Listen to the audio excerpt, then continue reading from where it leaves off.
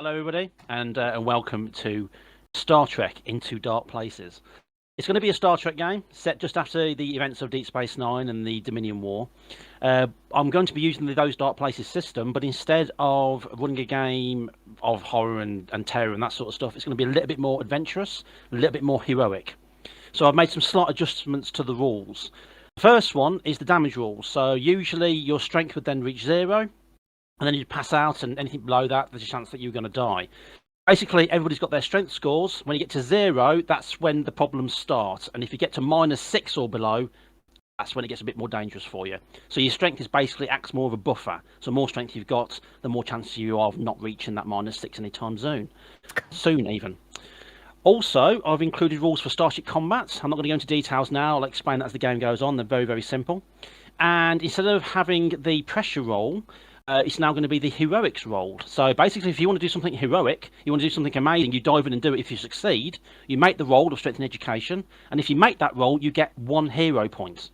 Now, that hero point goes into a pool of points, which the whole group can then draw from for bonuses to their own rolls. That makes sense? And you can use them without asking the rest of the group. So, if you've got 2 points, if you make a dice roll and you realise you're going to fail by 1 point, you can take 1 point out the hero pool and then use that to modify your roll to actually make the roll. Basically, so that you're all sort of working together as a team. And yeah, basically that's that. And also, I've included a rule for Betazoids. Meemore is playing a Betazoid. So every time she needs to use her power, she against somebody else to get a surface emotion reading, she'll be making a charisma roll in opposition to their charisma. And if she beats them, not equal to, but beats them completely, then she can get the surface reading. Anything else is just a failure. And she communicates telepathically with different Betazoids as well, if she pleases. Is everybody okay with that? Any questions? No? Good. All good. All good. I think Let's we're good. crack on. Yeah. Great. Okay. Let's crack on. Let me just find actually the opening scroll. Hopefully it starts with a star date. Yeah. Oh, I've actually got the star date right, actually, for the time that it's actually in. I actually found a star date converter result. Awesome. So that's 1 in the eye for the Star Trek aficionados out there. It's probably still wrong. Right, let's have a look. Okay, so, well, if you're all ready, let's introduce your characters. We'll start with the way I've got listed here with Meemore. Would you like to introduce your character, who she is, her role on the vessel, and what she is? Yeah, I am Lieutenant Viri Grenade, and she is a Betazoid. She is the medical officer and also dabbles in science officership as well. And she is just disgusted overall with all of the lost souls that have been created from this war. So she's making it her mission to save as many as she can. Shit. He's referring to the crew. Not the crew. No, that's the bit you're disgusted with. Right, go ahead. Mark. Yeah, I'm playing Lieutenant Carell, who's a Cation, kind of part cat. He's one of the rare Acacians in that he possesses slightly more human features than many of his kind. Fairly excitable. His career is best described as typical, and his Starfleet record would probably show him as dependable but not extraordinary. He's currently tactical officer on the Uss Endeavour here, and he's also dabbles a little bit in sciences and sensory Stuff. Angie. I am Lieutenant Eliza Evans. I am the liaison and the medical officer. I am a former member of the UFP, apparently stands for United Federation Planet. It's a diplomatic corps. Yeah, the diplomatic corps. I think she's been coached. And she may have been. She may have been. I transferred to Starfleet after deciding that I wanted to do something a little more exciting. And there's nothing more exciting than the potential first contact situation. My expertise lies in the study of alien cultures and their customs, apparently. Strain. I'm playing Lieutenant Michael Ortega, the helmsman stroke navigation officer aboard the Endeavour, a career Starfleet officer whose last ship was destroyed in the Dominion War. So he spent some time fighting against the Jem'Hadar and the Founders.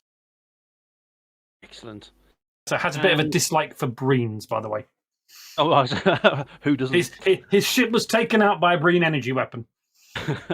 Okay. And Croy.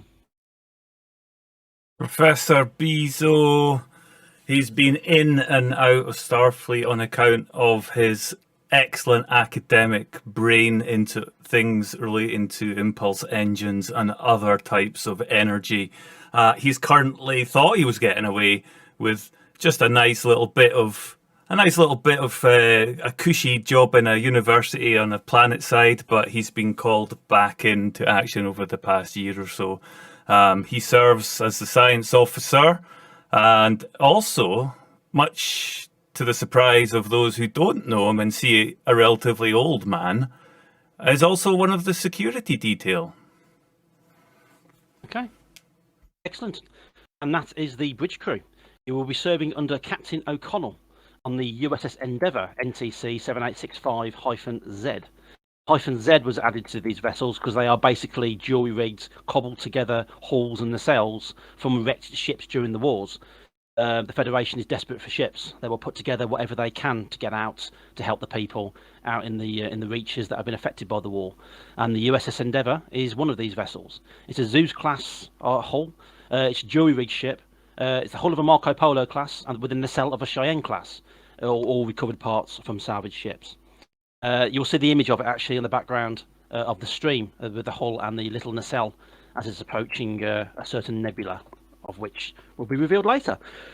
So, without any further ado, if everybody's ready, let's begin. The Starfield.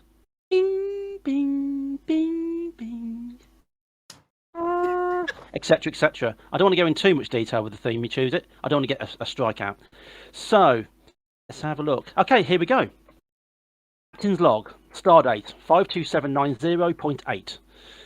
The USS Endeavour has been sent to a recently rediscovered outpost on Felton Alpha 659, a new colony when the Dominion War began but cut off at its height. The colony has relied on an Andorian trader for basic supplies, but the governor on Felton Alpha 659 has reported that he has missed his regular shipment dates. It is our intention to deliver supplies and a portable replicator to the colony and, perhaps, find out what has happened to the trader. The proximity of the Arcades Nebula, a sensor-disrupting radiation zone once used as a hiding place by the Marquis and then the Jem'Hadar, raises concerns, but right now our mission is the colony and its welfare. My new bridge crew are performing well, and I have hopes for this old jalopy of a spaceship. The bridge of the USS Endeavour is a very, very simple affair. The captain's chair sits in the very centre.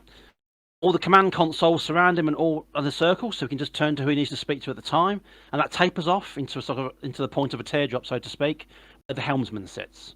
All your consoles are sat around the captain. The captain is basically, he looks like Timothy Dalton. He's quite aged. He looks a little bit ragged. You know that he's had experience during the Dominion War and even beforehand as well. But rumour has it that there were him and two other ships. He was the captain of another vessel. There was him and two other ships. They went to meet up with a Cardassian convoy. This is just before the Cardassians joined the Dominion. And then it turned out to be a trap. They were jumped by Jem'Hadar fighters, and his was the only vessel that escaped the attack. The rumour has it that he ran and left the other two vessels.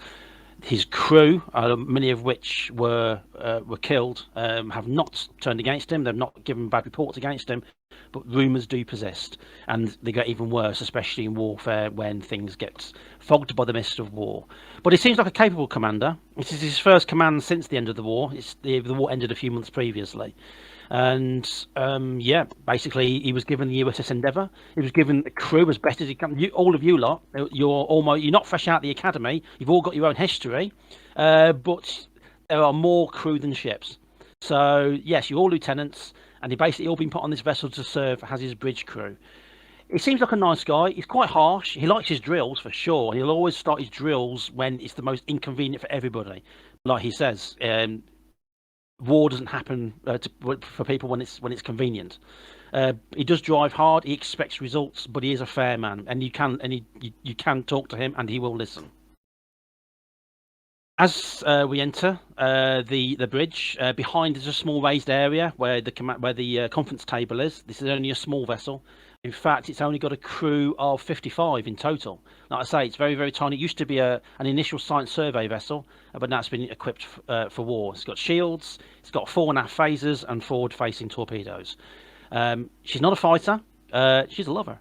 She's not a fighter. She was put out there for science purposes, but now she's basically a scout ship. She's traveling around, making sure that worlds are taken care of, trying to contact old settlements and old outposts, and trying to locate missing vessels, and running missing persons searches as well, trying to find, basically trying to search for the rubble of the Dominion War to find people that need help.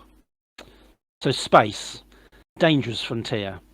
These are the voyages of the starship Endeavour. Its vital mission to explore the ravaged systems left helpless by the Dominion War, to seek out those in need and to defeat those who oppose this peace, to boldly grow where war has left nothing but ruin. Dropped out of warp. You are now in the Fulton Alpha 659 system. To your right, you've got the silvery blotched stars of the nebula, and directly in front of you, you have 659. It's an arid sort of scrubland, kind of like Mediterranean. You know, so there's a little bit of green, but it's very, very hot. So right down below, and you come out of warp. There's quite a few asteroids and moons in orbit of it, but a lot of these apparently are harmless and uninhabited. And you drop out. I will be referring to everybody by their character names, of course. So Meemore, you play Veery. As soon as you drop out, the captain turns to you. In liaison officer at the moment, you're just on comms and sensors. So he turns to you. Tell the colony, let them know that we're here. And just the liaison.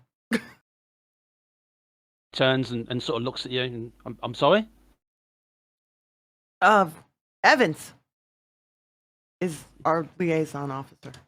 Yeah, he sort of shakes his head. Yeah, of course. Sorry, Eliza, contact the colony, please. Yes, sir. What's the colony called? Felton Alpha. Yeah, you're looking to speak to a Governor Terence Arlanus. So I press the red button. Yeah, it sends the hailing frequency out. And the communication comes back saying that they've received communication and they're ready to talk. Hello, it's the Uss Endeavour. We're here to help. Are we helping? Excellent. We have been looking forward to you. I'd like to speak to your captain, please. Yeah, no problem. And I'll zip him through. Okay. Captain sort of looking at you quizzically. Yeah, put him on screen. The view screen flickers into life. Yeah. And the green button, and the governor appears. Looks like Ian McKellen, but very, very long hair, and as he sort of appears on the screen. How very good it is of you to come, and we appreciate the quick response to our hail. Captain nods. It's absolutely our pleasure, no problem at all. We understand that the trader's still not been in touch. Yes, that's correct. We've still not heard from him for quite a while, so any help would be handy. Who's the security officer? That's Carell, yeah? That would be me. I need you to make a education roll. D6 plus education. Oh, my speciality. The difficulty is going to be 6. But I have rolled 6. Well, you're on of course you're on security, so you're running sensors all the time. Yeah, sure. And on the sensor screen, suddenly you get a blip, and behind one of the asteroids, something appears, and it's drifting out from behind the asteroids. Straight away, it gets a silhouette recognition. It's a Jem'Hadar attack ship. Oh, Captain, a Jem'Hadar attack ship on sensors. What? Raise shields, red alert! He stands up from his seat and sort of steps forward. I shall raise the shields and hit the alert. Yeah. Everything, the lights go down dark, come up red, or whatever the red alert noise is, and he sort of stands up and looks up. Put it on screen. What was that? Sorry, that was me, Yeah, sir. now's I not got a the bit frightened. That's a little bit scary. So yeah, it comes up on the screen, and there's the Jemadar attack ship. It's drifting out from behind an asteroid. Your sensors, of course, got the silhouette ping straight away, but now looking a little bit closer, there's no power. There's no life signs. In fact, it looks like just a dead husk in space. And as it's drifting, you can see that half the shell of it, they look like giant beetles, so the half the shell of it at the back has been ripped away. There's a little bit of drifting debris as it comes out from behind the moon. Can I scan for life signs on it? Yes, you can, and there aren't any at all. There's not Okay. even any power readings. Sorry, Completely not Captain. dead. It appears to be a wreck. I'm not detecting any life signs. Stand down, red alert. He goes back to his seat. As he walks back to his seat, you can actually see his right hand is shaking, and he's sweating profusely as he sits down. Stand down, red alert. She looks at it, and the governor downstairs. I'm sorry, Captain. Is there a problem? Yeah, there's a Jem'Hadar attack ship. What appears to be a wreck. Oh yes, that's been there for several weeks. It was left behind. There was a battle here towards the end of the war, and that was one of the ships that was destroyed. And it was just left behind. It's been drifting up there for weeks and weeks and weeks. Our Andorian friend has already stripped it of anything useful before the Starfleet got hold of it. Of course, out here we had to grab hold of whatever we could. We were left behind for months. I understand that, Governor, and I'm sorry. I'm beaming down my away team. They're bringing down medical supplies and a self-powered replicator. That should help you with your needs for the next few weeks until we get something else more permanent. Thank you, Captain. We appreciate any help. Endeavour out. And the transmission ends. And he turns to U5, of course, his bridge crew, who also is away team. Okay, gear up. You're taking down medical supplies, and you're taking down the replicator, and ask some questions and find out what's happened to this Andorian trader. He's dabbing at his forehead with a handkerchief as he's saying this. Yep. Yes, sir. Stand up from my console and head towards the door to the transporter. Yep. Sorry about that, sir. There's no record of any Jem'Hadar wreckage in the system on records here. A lot of the records have either been lost, scrambled, or messed up for a long time. If they hadn't told us about it, nobody would have known. So don't worry about it. You made the call, and we responded accordingly. Thank you, sir. Just don't do it again. No, he didn't say that. So yeah, Wow. you exit the bridge. You're all equipped with the communicators, of course. You also got who's the science officer? Well, the science officer and the medical officer will both have tricorders. One a medical tricorder, one a science tricorder, and you're all issued with standard phasers, Type 2 phasers. Head down to the transporter. You climb in. The transporter engineer, transporter chief, has locked you in onto the settlement. And you beam down. You've all got to do that with your fingers when you beam, sorry. You beam down. Slowly you appear on the surface of the planet. And yeah, it's like the Mediterranean. You can see the asteroids and the moons heavy in the sky. It's only a small world. The actual settlement itself is a bunch of prefabricated domes, some massive containers, shipment containers, have basically been converted into homesteads. It's probably a couple of hundred people here, not that many at all. But they were looking to make it a permanent colony when they first settled here. Now that they've kind of been left behind, of course, they've had a few difficulties and they don't want to risk that. But now they've got the hopes now that the war's over. You beam down with these. You've got like a massive crate each and a huge portable replicator, which they can plug into their power source and use as they see fit. The governor is there waiting for you, and as you all materialise, he steps forward. He's got a little bit of an entourage with him. Lots of people looking very, very happy to see you, looking very happy to see Starfleet uniforms. And they all sort of step forward, and some people come over and start taking the crates. The governor walks over. Out of all five of you, who wants to step forward and sort of take the lead? I think we nominate the liaison, don't we? Eliza, yep. Okay. I step forward and shake. Yep. Oh, do we do shake hands in this? Yes. We do. No, not at the moment. It's COVID. No, he steps forward and shakes your hand. It's an absolute pleasure to meet you. Thank you so much for bringing all the equipment and supplies for us. Oh, is that the replicator? Wonderful. As you can see, he sort of shows around. Like I say, it looks like you're on a beach. Sort of, it's kind of like I say, it's like Mediterranean. So quite hilly, a little bit mountainous in the distance. There is a lot of scrubland and a little bit of greenery, but it's very, very hot. And you can already, even in your Starfleet uniforms, you can feel the heat coming through it. He sort of looks around. As you can see, we do struggle a lot with supplies. We don't grow much here, and the sea doesn't offer too much. But this replicator will solve all our problems. Thank you very, very much. So, what was the problem again that caused the? Well, we've been relying on a Andorian trader. He's been coming here on his ship, the Beta Dawn, basically every few weeks, bringing the supplies that he can find and scavenge from the area. We do pay him as best as we can. He seems to like the shells that we can pick up from the beach. He thinks he can do something with them. I'm not too sure what. He'd prefer gold pressed latinum, of course, but he quite likes the shells. So yeah, he comes he's on his own. He's the only person on the ship. He comes every few weeks, brings supplies and just to help us out and to see how we're doing. He's very, very kind, and to relay messages, of course, back to the Federation.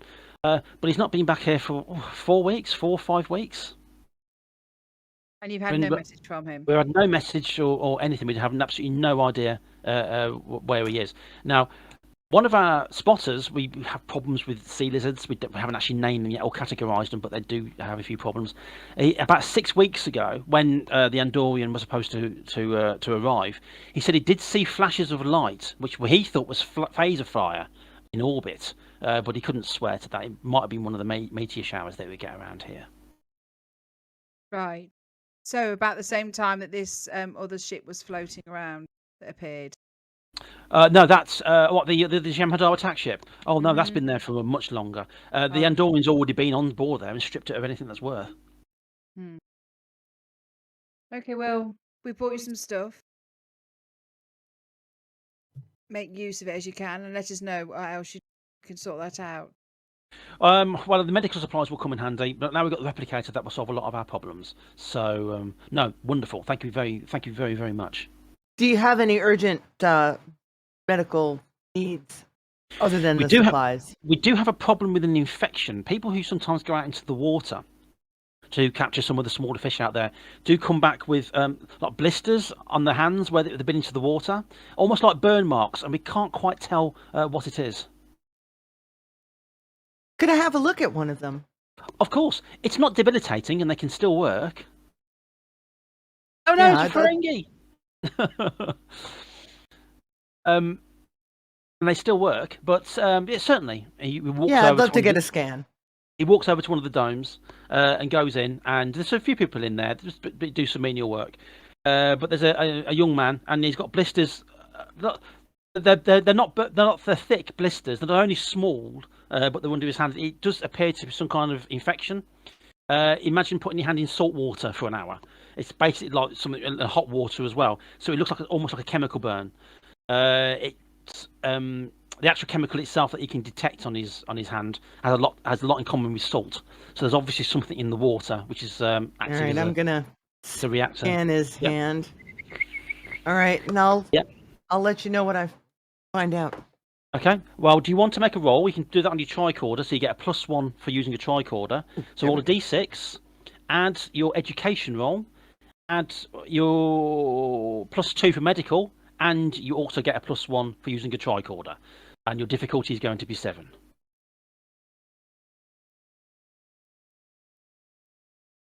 Okay. Ed. Yeah. That worked. I'm clicking.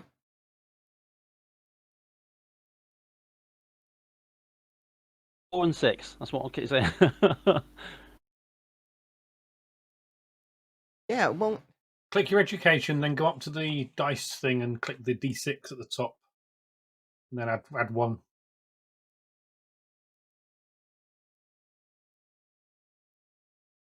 That's a fressa.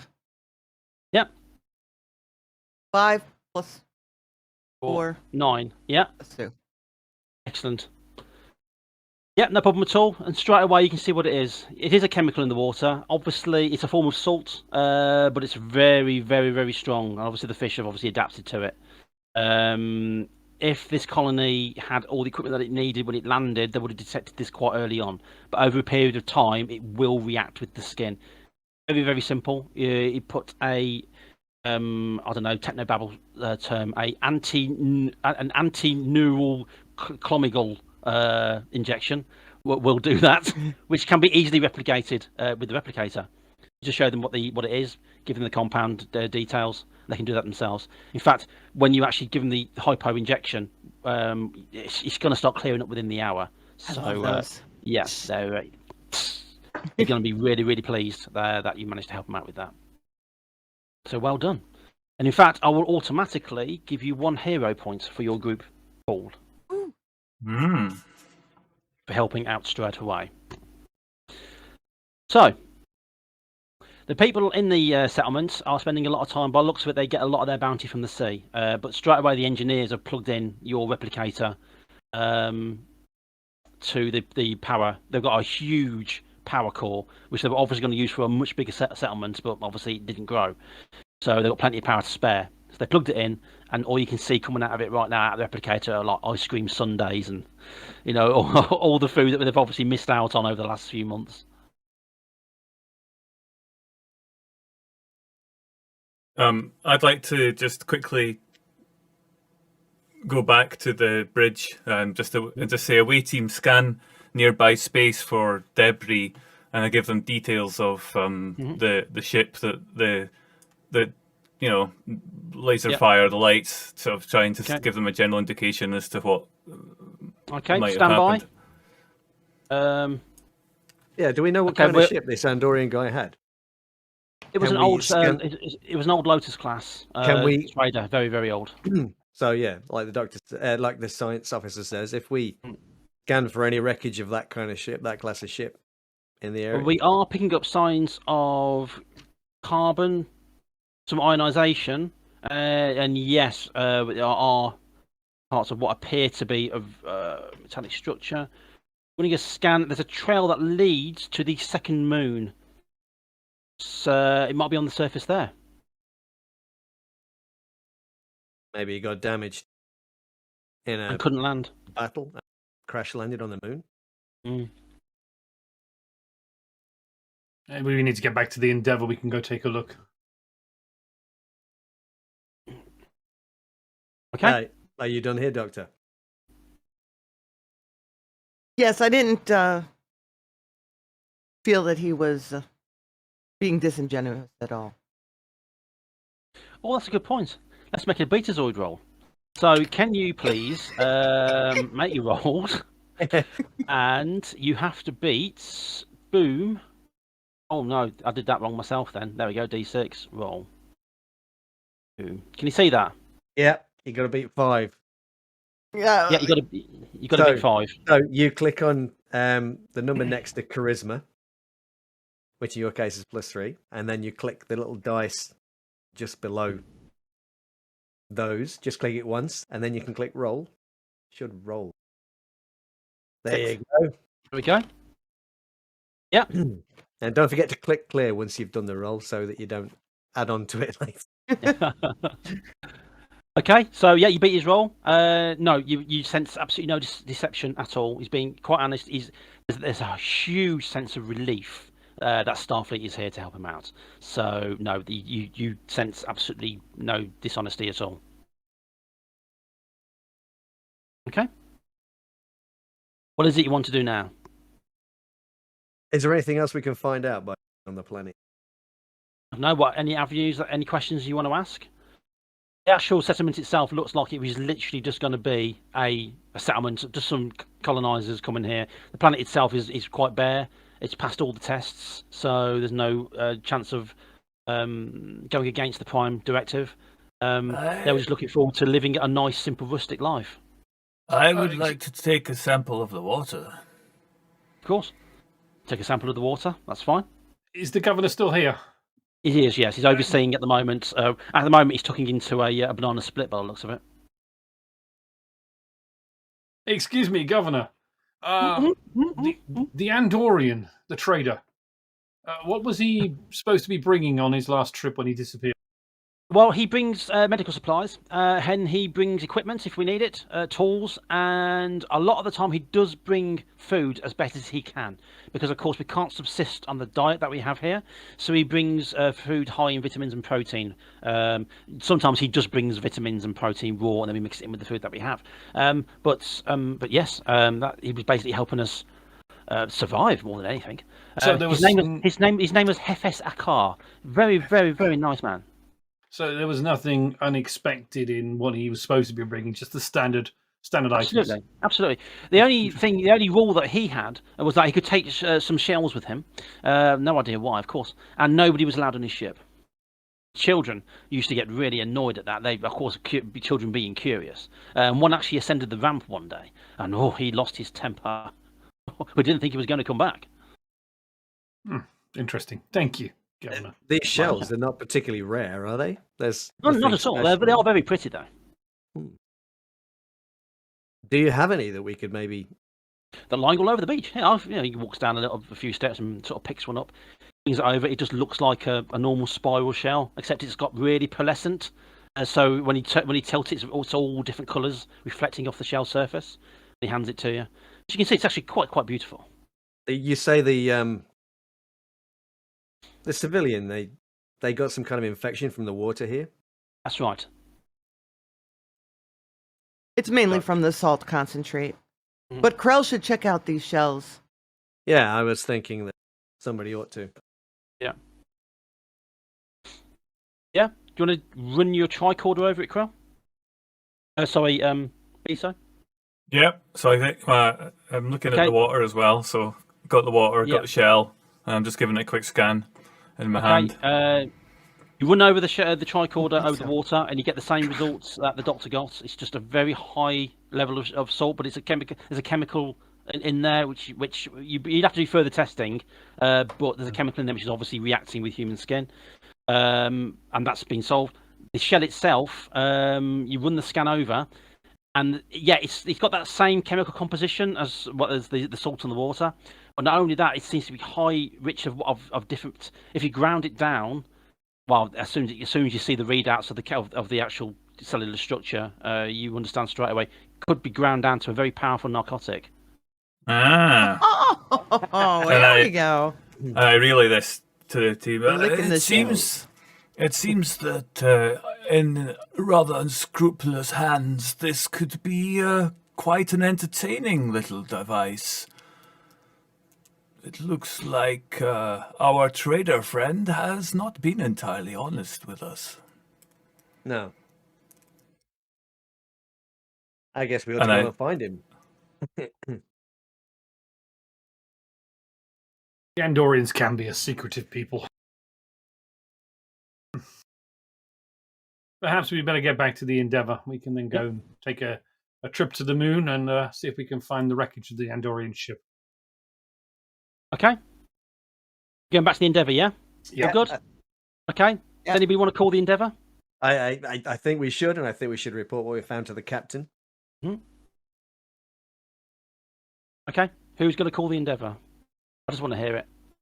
It's a security matter, so the security officer, of course. He has seniority. Do I?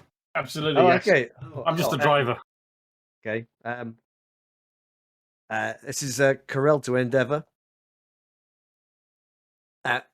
Captain, we've discovered there's something unusual about the shells that we found on the beach here that seem to have been something of a something fascinating for our Andorian trader friend, or a subject of fascination. It appears Professor Biso assures me that they could be turned into some kind of narcotic. Well, I suppose at the end of the day, he wasn't going to be doing this for any altruistic reasons. He needed to make at least some profit for his trips out here. Obviously, he's found a way to do that. Okay, have you got nothing else to find down there? You got any leads on this? Only what we've discovered regards the trail to the second moon. Okay. Okay, get back to the Endeavour, and we'll set course for the second moon. Right, sir. Let's do that. Okay. Yeah. Endeavor 5 to beam up, please. Oh yes, that's what I was waiting for. I love you so much. I was But anyway, I was not going to do it. I just wasn't going to do very it. disappointed. So anyway, so you start beaming, Oh, okay, and then you appear on the transport room of the Endeavour, and there you are. You head up into the bridge. The crew members. Oh, we're back. We bought shells. we brought The jazz crew hands. members, yeah. The crew members who are in your seats, of course, sort of covering your stations, they sort of move to other duties as you come in and take your seats. Captain sort of takes his seat as well and turns to Michael and says, "Lieutenant, set course for the second moon. Aye, sir. One half impulse. Aye, sir. I shall set course. No problem at all. You tilt, you turn. On your screen, you've got the path of the ionized trail and the wreckage, which is quite really easy to follow now that you know what you're looking for. And you make your way slowly to the second moon. Now, the second moon is more of a large pebble than it is a moon. It's not round. It's a really weird shape. It looks like it's been broken apart a few times. So it's got its own little sort of cloud of debris all around it. Looks like it's taken a hit from something huge, probably another asteroid or meteorite or what have you. As you approach it, the signal starts to get strong, and you start to get pings of an energy signature actually on the moon's surface. It was on the other side of the moon's surface at this point, which is when you came into the system, you didn't detect it straight away. You follow the rubble around, and there on the scanners on the surface of the moon is a crashed vessel. It's triangular shaped with large, like a large bulbous sort of dome at the very back, and two very small nacelles on either side of the back of the triangle. Its the front end's been completely sheared off. It's lying at an angle. It's looking, it's hit and slid, and it's in a really, really bad way. It still has power. You can detect gravity. You can detect minimal life support. So you will need a mask on to go on there if you do board. But other than that, the hull seems to be intact. She has suffered a lot of damage, and I'm going to have to ask you, who wants to scan it? Well, I was thinking I might try and scan. You say that the front part of it has been sheared off. Can I tell if that's been I'm looking for weapons fire. Detect any weapons fire. That's excellent. Mike, you were using a scanner, so roll a d6, add your education, and I will let you +2 for your security because you know what you're looking for. Excuse me, your difficulty is going to be 7. Okie dokie. Uh-oh. It's a 50-50.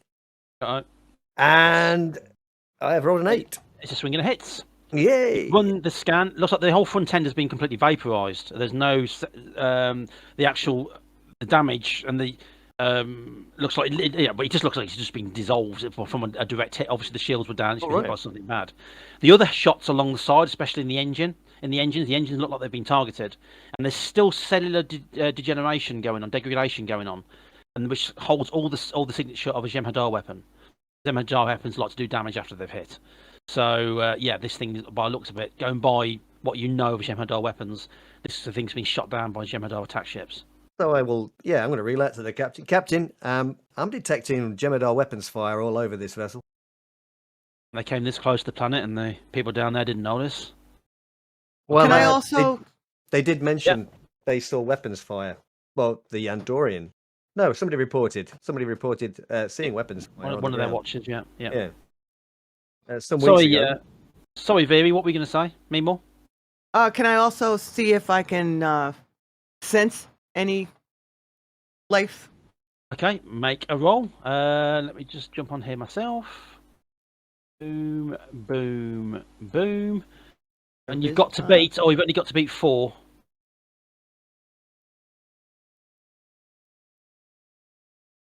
Five. Brilliant. Well done. You sort of stand there, and you do get a very, very, very faint reading of somebody on the vessel in the cargo hold. Very faint, and it almost feels like it's slipping away, almost like it's like they're a dream. Captain, there is someone on that ship, but it feels like they're fading. Scan for life signs. Science officer. Yep. And I'm scanning. Okay, you run the scan. Looking down. Yep. Yes, there is a life form in the hold. The life signs are incredibly weak. This is literally close to death weak. And they register as Andorian. I'll report that to the captain. Okay, away team, go and get yourself suited up. I want you fully equipped to render assistance. Take down masks. I'm not going to take any risks out there. I'm going to keep the shields down, and you keep your comms open. The first moment we see any trouble down there, I'm going to beam you straight back to the ship. You understand? Yes, sir. Aye, Go. Captain. Aye. Med Bay, please be ready to receive one from the other ship. This is medbay. We understand. And go down to transport room. Energize. You energize.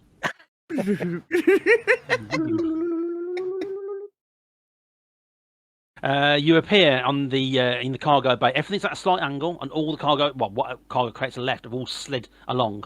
You've got pipes hanging down. There's a little bit of smoke in the atmosphere. Very, very dark. And every now and then there's a little pop and a hiss, you know, because that's what happens on wrecked ships in Star Trek. You're thinking the wrong way, Mark. Yeah. Not according to me, I wasn't. Oh yeah, sorry. Yeah. That's all weird. What? And Anyway. I'm in the wrong way. Anyway, you wait for the Starship combat. You're gonna go nuts. Oh. Anyway, so yeah, and in the corner there is a Andorian. He's lying down under the thing. It looks like he is in a really bad way. There's food packets lying all around him, and what's left of a medical kit. He's obviously been trying to keep himself alive for a long time. He does have two horrendous wounds, one on each hip in exactly the same place. It looks like he's been shot there on purpose and then left to die, basically. All right, I'm going to head over there and start Yep. scanning him. Stop running the scan. He's alive, but barely. You're going to have to get him back to medical as quickly as you We possibly can't can. speak to him, can we? He's unconscious. Yeah. You'll be able to speak to him later if I can get him to regain consciousness. I just want to know who shot him. Endeavour, 2 to beam up to Medbay. Yeah, then you get beamed off the ship. And, no, not you, Andrew. You're still there. No, you're And, still- yeah. I was doing it for the other guy. It's solidarity. Oh. Okay. And you beam off the ship straight to medbay. I'll come back to you in just a moment, Meemore. Security officer, as you're sort of looking around, you notice that some of the crates are smashed up against the wall. A couple of the crates are filled with shells. Of course they are. Yeah. There's also equipment as well lying on its side. Looks like some sort of crushing. It looks like some sort of food mixer. And you see there's loads of powder on the inside of the bowl, and there's shells all over the floor.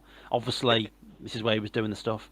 Yeah. But then there's another crate, which is slammed up against the wall, and it's cracked open slightly, and you see the butt end of a phaser rifle sticking out of it.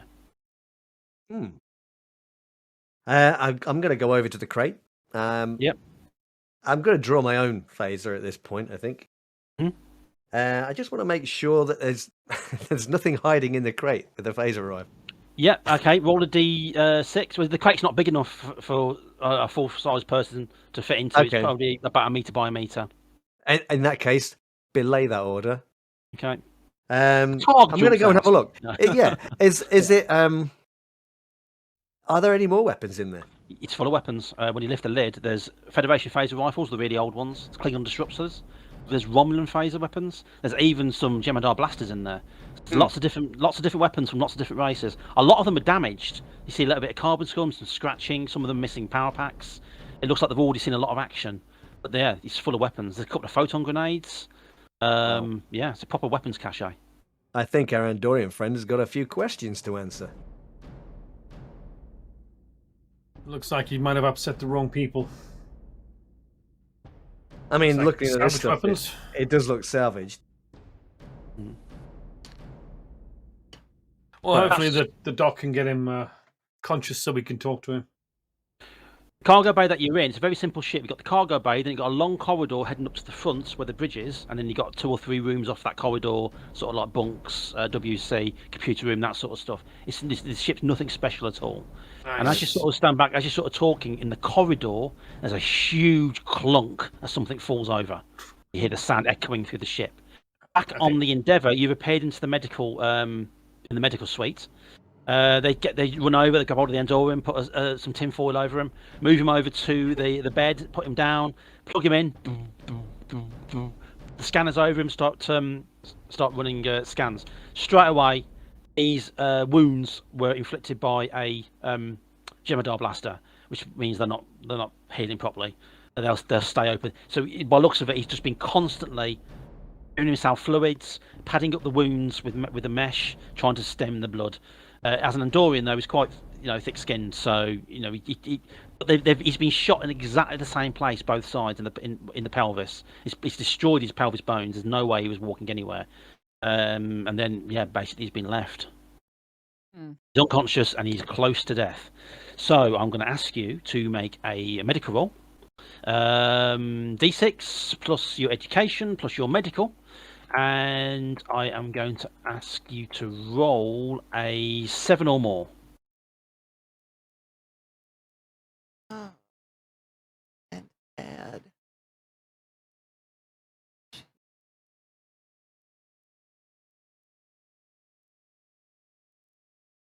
Okay, I'm going to have to do it manually. Okay. 8 plus 4. Okay, brilliant. 12. So, you put him under the scanner. Excellent job. You get him in. You can see straight away what's in. Obviously, there's been advancements in medicine to deal with such wounds off the battlefield. Basically, you put the gauze on. You start the cellular regeneration. You start giving him fluids. You get him hooked up. He's going to be out for a while. He's not talking to anybody for a while. But yeah, you've done well there, and he's going to live. He's going to live. So back on the Beta Dawn. Clunk, there's a massive crashing sound up the corridor as something falls over. Actually, you said there was nobody else on this ship. I think we need to go and take a look. We also need to try and get access to the main computer, see if we can download any of the logs. Okay. I'm gonna phase it out. Yeah. Head down the corridor. Phasers. Just you head into the corridor. Everything's at an angle still. And again, there's loads and loads. I don't know which way to go. It's that way, isn't it? Anyway, so there's loads and loads of rubble.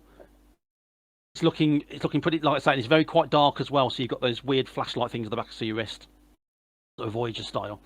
You're just sort of heading down this corridor, and then directly in front of you, you see the figure of what is obviously a Jem'Hadar. It lights up straight away and literally just appears in front of you. He's stood there up against them. He's got a blaster in his hand, and he's just stood there staring directly at you. Cold, he's not shooting. He's very, very dead. Oh, he's dead. Yeah.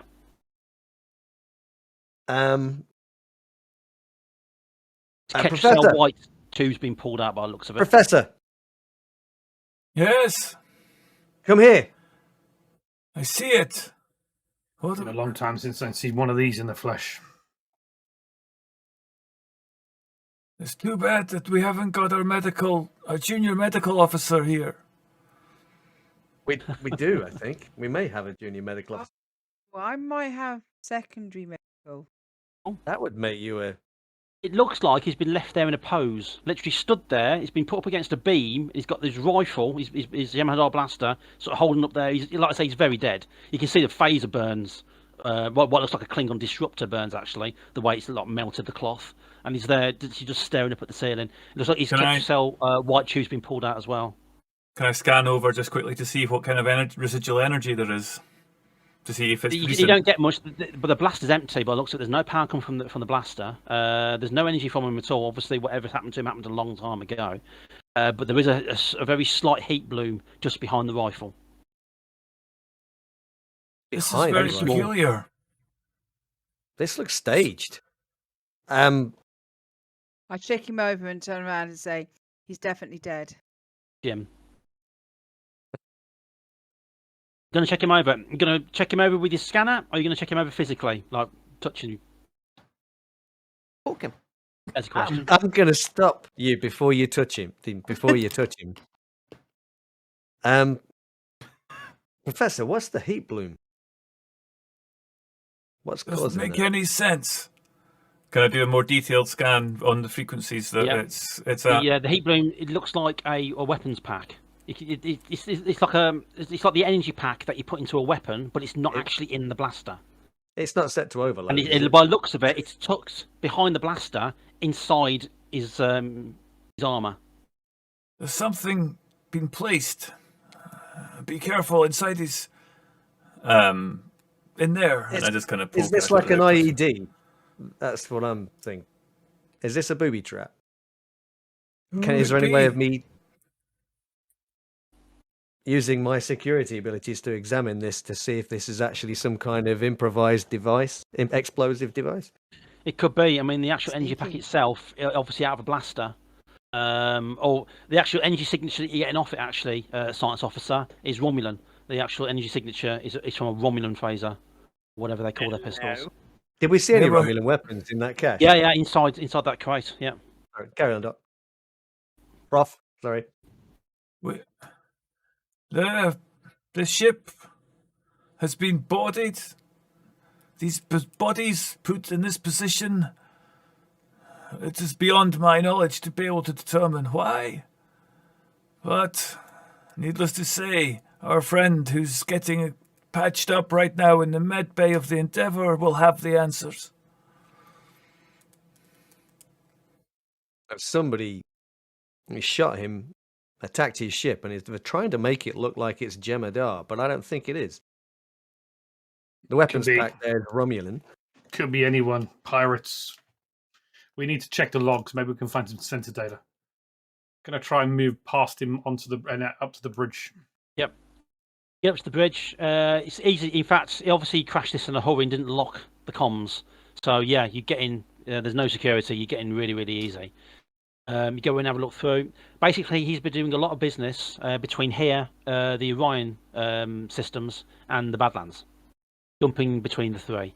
Going from here to Orion, to the Badlands, then back to here. Basically, constant triangle between the three locations. Also, according to his navigation, when he comes into this system, he first stops at the nebula. What was it called again? I do apologise. Arcadian? Oh, the Arcades Nebula. That's it. I can't remember my own game. I do apologise. So yeah, he stops at the Arcades Nebula. He stays there for quite a while. You don't get a full details of his navigation because the radiation coming off the Arcadia, it's like a smaller version of the Badlands, so it messes with the sensors a little bit. And then he moves from there to this planet, does what he does to here, then comes off, and then jumps straight back to Orion space. Can I look for sensor data from the time of the attack? Yeah, he jumped from the nebula to the planet, and as he came out in the planet, there were 2 Jem'Hadar attack ships waiting for him. Looking at the sensor data, and then we're going through the logs, they were waiting behind the moons. One was underneath the wreck of the one by the asteroids. It was hidden underneath there. Soon, obviously waiting for him, and as soon as he came out, they literally just went straight in. The first shot vaporized the nose of his ship, and he lost pretty much all navigation and control. The next few shots then hit him. Shields went down almost immediately. He struggled to get them on in time, to be fair. And then the last sensor log reading is transporter beams onto this vessel, and then that's it. From the sensor data, can we, based on my experience fighting the Jem'Hadar in the war, was it a standard attack, or was it something not very Jem'Hadar-like? It was very, very Jem'Hadar. Wait in and then attacking the pincer movement, and just literally just throw yourself at the enemy. Yeah, that's what Jem'Hadar do. They literally just go in. They want to fight, and that's exactly what they did. But once the ship was disabled, they basically just stopped firing straight away, and then beamed onto the ship, beaming from both vessels. But the energy signature, the silhouette, everything on the system says that they were Jem'Hadar attack ships. Can we pull up any ion signatures or energy signatures from the engines of the Jem'Hadar ships? Did this passive sensors pick anything that we could possibly track using the passive sensors on this vessel? The passive sensors weren't set up to detect that. Okay. They just give you general information. If the sensors had been focused on that, then yeah, those details would be on there.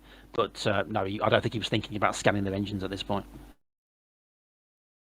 Okay, I'm going to click the old com badge. Ortega to Endeavour. Captain O'Connell. O'Connell? Looks like the Andorian ship was taken out by 2 Jem'Hadar attack fighters. They were hidden His face goes white. in a standard Jem'Hadar ambush situation. We found weapons inside disruptors, Klingon disruptors, Romulan weapons, Federation rifles. This Andorian was trading between the Badlands, the Orion sector, and here. There's something going on here more than what we are led to believe. We need to find out more, sir. Right. Our Andorian friends in the med bay, yes? He's in the med bay. We've also got a Jem'Hadar body here, Okay. which is very unusual. They normally take their own back with them, but It's been left behind? yes, sir. Doesn't sound right. No, definitely not just Jem'Hadar standard tactics. I have a bad feeling about this. Oh, I'm terribly sorry. Wrong franchise. Yeah, I understand. Okay. Get whatever information you can. Get your logs together and get back to the Endeavour. And then we'll decide our next move there. I'll take her out. Okay. He signs off. Meanwhile, back in Medbay. It's going to take a little while for him to come around fully, but if you want to, as you're working on him, the door slides open and in walks Captain O'Connell. Medical report. He walks over. Captain, it looks like he was hit with 2 Jem'Hadar blasters, one each side of his pelvis, so shattered his bones. Basically, he was immobilized by these blasts. They wanted him to live. Wanted him to live and then left him behind. How were they to know that there was somebody coming for 4 weeks? And then the others inform me that there's a Jem'Hadar body left on there, possibly a trap. Yeah, I haven't had a chance to inspect the body. Can you bring him round? I can see if we can get some steroids in him. Stimulants. Yep. All the drugs. Give him some seashells. Something with an S. Okay. You give him the hypo spray, yeah? Yep. Yeah, you put it in. His vitals change very, very slightly, and then his eye sort of opens. One of his antennae are broken, which you've tried to patch up. He still looks a little bit crooked. His white hair. It's got a little matches. splint on it. Oh, little lollipop stick on it. Oh, bless him. And with little Jurassic Park stick. Anyway, forget it. So anyway, he sort of wakes up. His eyes roll over, and he sort of looks up at you with his antenna, looking up. One's moving, the other one's knackered, and he looks directly at you and says, "Ship out of danger." No, he didn't say that. He sort of looks up and says, "Where am I?" You're safe. You're on the Endeavour. It's a Federation ship. Yes. Oh, great. Who attacked you? Client.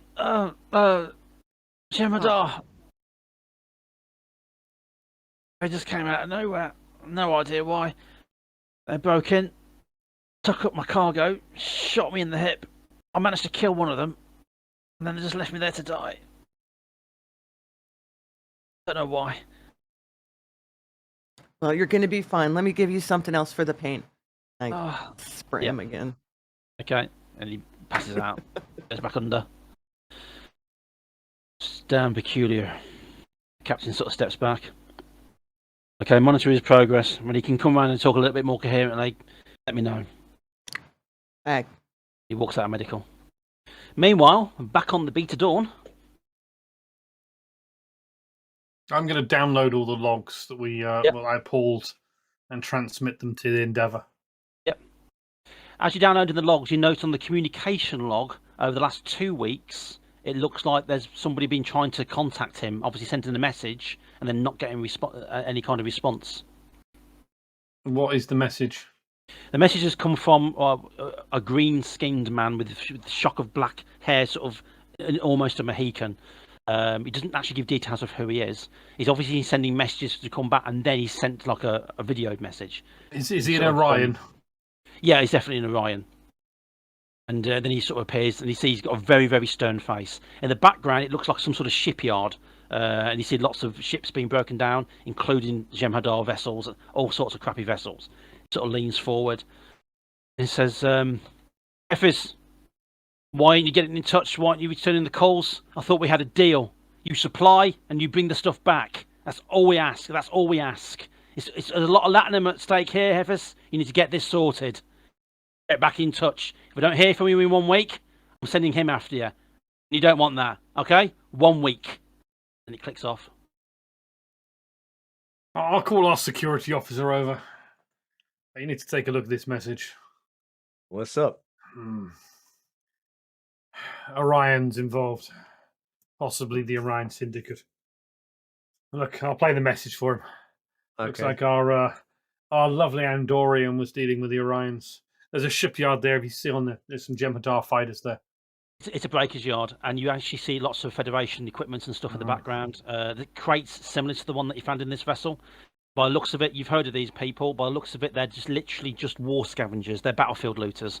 They're going out, they're grabbing whatever they can, no matter what side it was, and then just bringing it back to wherever they are in the Orion sector, and basically just breaking it down and selling it on. This place in the nebulae, do you think that's where they could be hiding out? It seems too close, but we need to investigate the nebula if we can. That's where he went there. He stopped there. So there has to be a purpose for. Yeah, there has to be a purpose for his stopping there. We need to clear this and get back to the Endeavour, and then we can head over. I've informed the captain of what's going on here.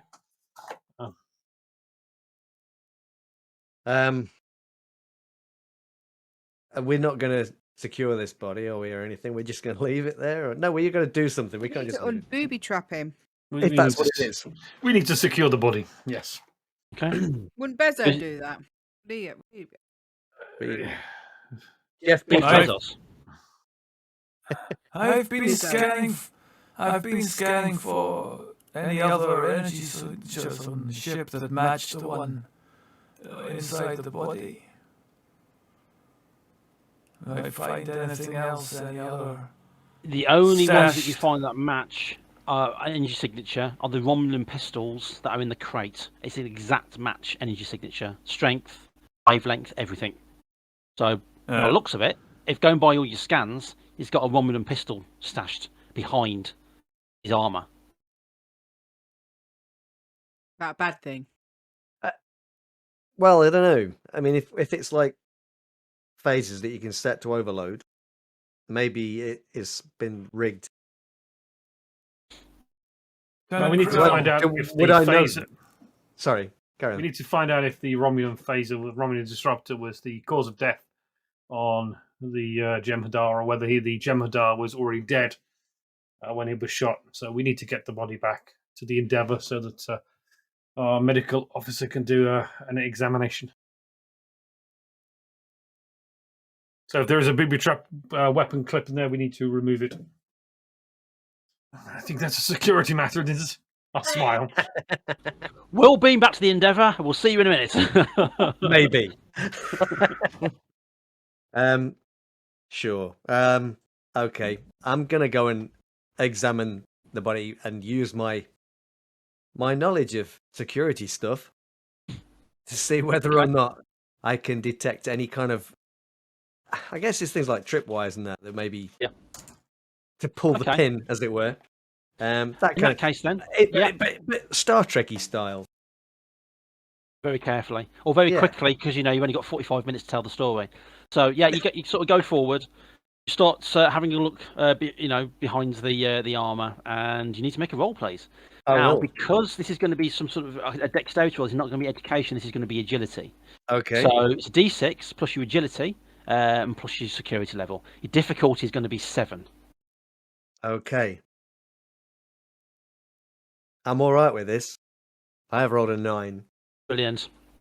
You sort of go over. That's quite a brave thing you did. So I'm going to give you an extra point there into your hero pool. Ah, it's quite cool. Everybody else stands back behind 6 inches of the lead as you sort of go over, and you start moving stuff. The body's been propped into place with beams of metal beams up the arms, so he looks like he's in a proud warrior pose. Yeah. As you take it off, what they've done is they've taken the Romulan phaser, the Romulan pistol, undone the casing somehow. So if you do pull the weapon away or move it, the casing comes off, and then there's something to basically stopping it from overloading. So if you took it off, the pistol would have overloaded, done that really weird kind of old style camera whining noise, and then exploded, and that would have been devastating. So yeah, and you can see what they've done there. It's a really old trick. People will look for explosives. They don't look for pistol. And if there's a weapon there, they won't even think about that in many cases. Man, I don't know who this is, but this wasn't Jemadar. The question is, who stands to gain by saying it is destabilizing this sector? Looking back at the comms console, I'm just going to say Orions.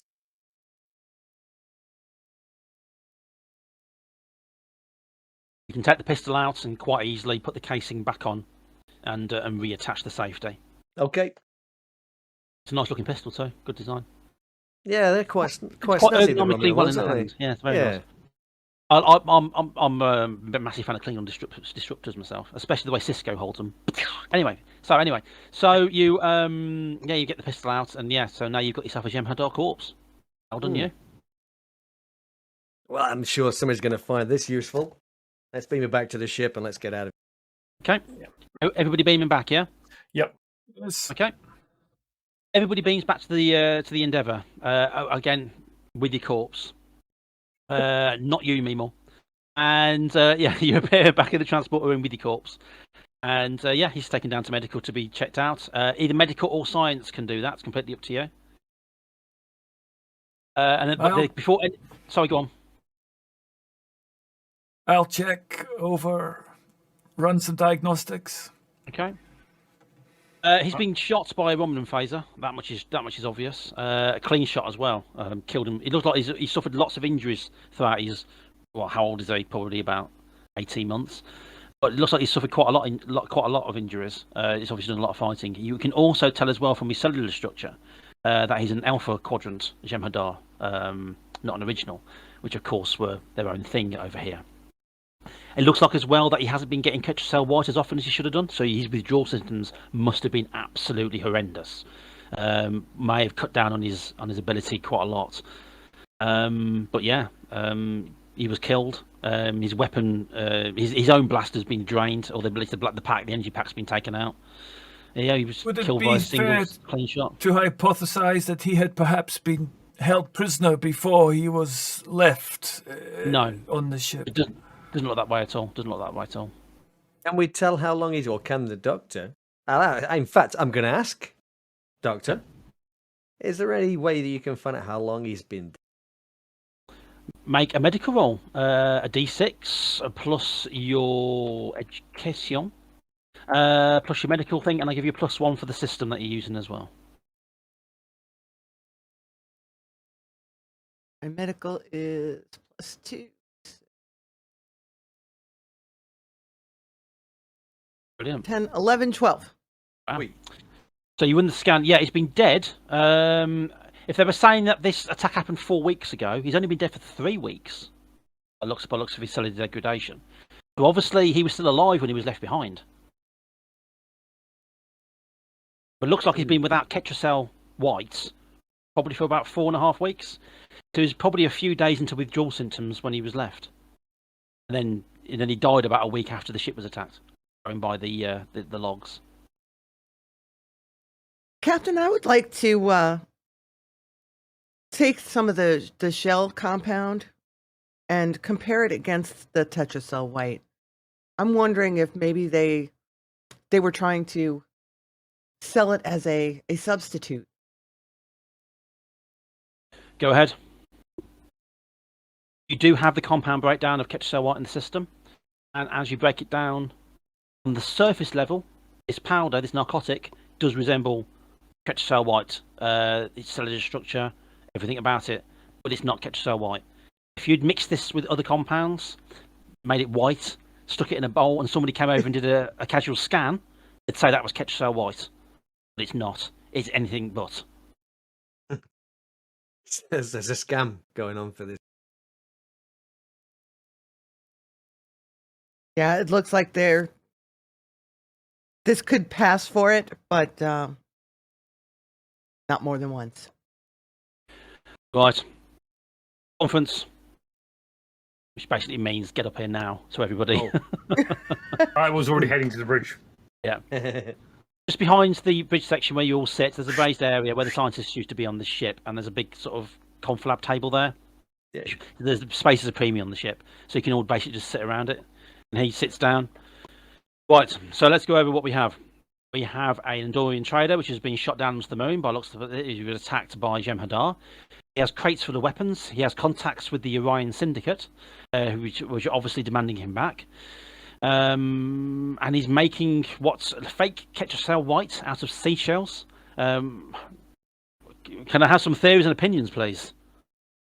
I think we need to go to the Nebula, Captain. He stops there on all of his runs before heading to the moon. So you think there's something hiding in the nebula? Possibly, sir. Possibly. But there must be a reason that he stopped there, whether it's to pick up some cargo, drop something off, meet someone, or do something. But I think we need to check that out. The Orions seem to have some kind of scrapyard where they were salvaging old starships. Maybe that's hidden inside the nebula. What a few of those scans. Quite a few of those appeared over the last few months. Obviously, there's lots of wreckage, battle sites that have been forgotten about or have been looked over. So, yeah, anybody is getting out there. And, of course, people are taking advantage of these things floating through space, which they can just take willy-nilly. Captain, the volume of shells that are transferred to this tetracell white resemblance substance must be synthesized somewhere. Anywhere that is providing this, we should be able to infiltrate, but I would expect heavy resistance. The defense of a place that is generating money will surely be very valuable. We should expect hostilities. Okay. All right. It's Jem'Hadar in the area, and at the moment, all the evidence points towards that. Can't take any chances, so go to yellow alert. Shields on standby, take your stations, and set course for the nebula. Aye, sir. Sort of heads over. All hands to the captain. We are going to yellow alert. We're expecting resistance from possible Jem'Hadar fighters. Train for this. Take your stations. And be prepared. Con aloud. Full impulse. Take us there, Helm. Aye, sir. I'll set course and head full impulse to the nebula coordinate. Now, the nebula itself is a huge silver and grey affair. It's actually quite beautiful. Again, it kind of got that really weird pearlescent sort of reflection, with plenty of stars being birthed well deep inside the nebula's gases.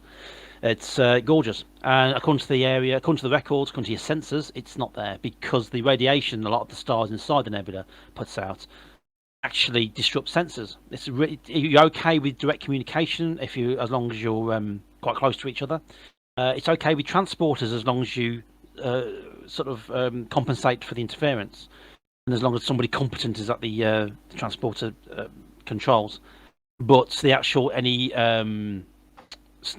deep scans, any detailed scans, unfortunately, get reflected back. It's a little bit like the Nutara Nebula. Yeah, so with the shields.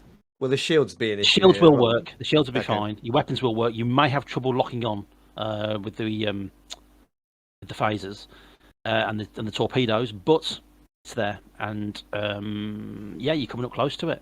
The closer you get, it's literally like your sensors, your passives, and your actives are basically hitting a wall of nothing and basically reflecting back no data. Can I sense anything? Yeah. Oh, sensors. Captain. There's something. 1/4 impulse. Aye, sir. No, they don't call this the mini Badlands for nothing, do they? If you're going to hide something, you're going to hide it in there. Okay, let's run a sweep. Let's check for trails, see if there's anything else hiding around here. I begin to rotate and press some buttons onto the console. You press random buttons. Beep, beep, beep, beep, beep. Changes from episode to episode because who remembers? And yeah, you press a few buttons, run scans. You do get a faint trail about 1,000 clicks off to the right, coming in and out of the nebula, and it's the same engine signature of the trading ship of the Beta Dawn. Picked up a trail, Captain. Okay, let's head over there, and as he says that on the view screen, your sensors all light up, and a Jem'Hadar attack ship comes out of the nebula, leaving a trail of wisps and like a big bloom of dust and cloud behind it as it comes out. Straight away, it lights up. It's on the sensors, its shields go up, its weapons go hot, and it turns into an attack vector and starts turning towards you. The captain jumps up, he sees his mouth open, and he just stops. Your shields are down, your sensors are on.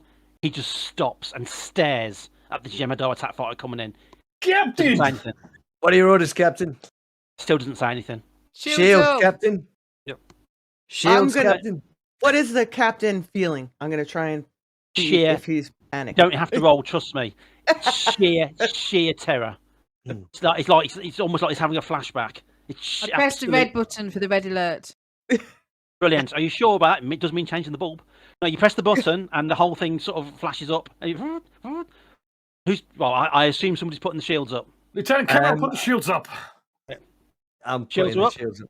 I'm Jem'Hadar- going to take some offensive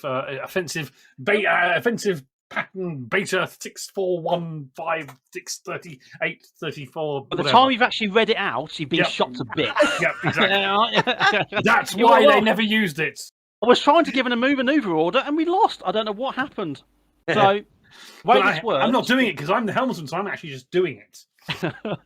Now, the way this works is that you're going to have a role to play. So your helmsman's going to be flying about, no problem at all. Security, you're going to be on weapons. Yep. If you want a clean shot, someone's going to have to be on scanners to sort of get a lock, so to speak. Okay? That makes sense? Now, what's going Yeah. to happen is you'll be making standard rolls to hit. The helmsman here, you do get modifiers to your helm. Unfortunately, on this particular vessel, you won't get any modifiers. You'll just be making straightforward helm rolls.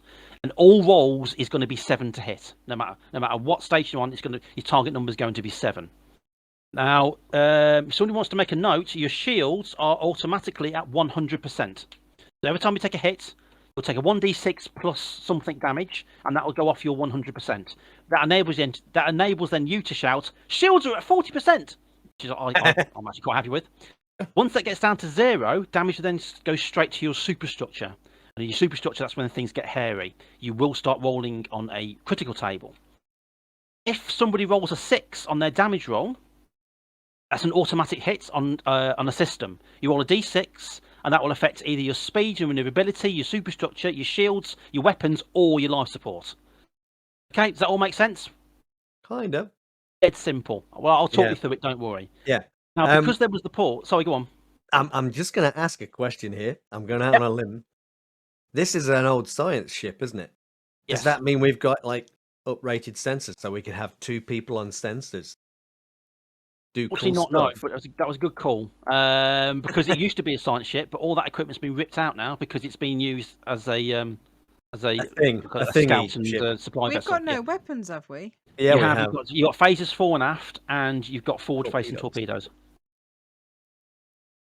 torpedoes. Ow. Are Okay. they photon or quantum? Just asking. Photon. You've got nothing high yield, unfortunately. Sorry. So yeah. So unfortunately, because of the captain's pause, there's few valuable seconds. You've got the shields up, but the Jem'Hadar attack ship will be shooting first. Now the Jem'Hadar attack ship is looks like it's already damaged. Looks like it's already been through a bit of a scrape. And its right-hand nacelle is flickering. The lights are flickering. It's leaving a little bit of ionized gas behind it. But it's coming. It comes down, and its nose glows white, and it shoots a beam of energy directly at you. Now, if you want to maneuver to increase its chances of missing, you can. And that's down to the helmsman. So you basically roll your d6. You add your agility and your helmsman score. You just got to beat 7. 2, yes. Okay, right. So this will be +2. So it'll be 9 in total. 9 in total. 9 in total. Gotcha. It comes blasting down towards you. It starts to fire. Ready? And- Go this way. Does it hit is the question. He's got a... Oh no, I've done that wrong. Wait a second. He fires d6. It means you did that. He's going to need an 8 or more. Did you see that? Yeah, I saw an 8. It's an 8. Yeah, you need an 8 or more to hit, and it hits. It pulls off the shot. shit. Shot goes slamming into you. Let me just make another roll, and it's going to be with a phaser with his weapon. It's a D6 plus 6. Hang on. Whoa! Yeah, everybody throw yourself around. Oh dear, what am I doing? Add buff of 6. Oh, come on, John, get it together. Okay, I'm just going to roll. I'm just going to roll D6 acting. and that's 6. Yeah. Yeah. Okay, so in total, he does 8 points of damage to your 100% of shields. So your shields are now down to 92%. 92%. Shot goes slamming into the front of you. Your whole ship rocks. But yeah, he's hit, but he's still there. What do you want to do? We're probably sitting there waiting for the captain to give us an order. Run away. Scanning for any other ships and friendly ships in the system. Today is a good day to die. Oh God, don't say that. The captain's going to make a quick roll. He seems to snap out of it, and he sort of turns around and just goes, "Return fire! All weapons!" I want to try and get a lock on that damaged nacelle, maybe. Yeah, Oh, sure. yeah, if I can. Go for it. Okay, so the Jemadar guy is going to make a edge. Oh no, I've just done the wrong thing there. Oh well, it doesn't matter. Same score. So the Jemadar guy needs to beat 7, and he does. He rolls 8. So to hit your target is going to be 8. What am I rolling to hit him? It's a D6 plus your agility plus your security score. And if yeah, that'll do it actually. I've rolled a 10. We got And that's a shield. hit. It is. Do we have the shieldy thing? We do, yes. Yep. So you hit. So roll a D6 and add 6 to your roll.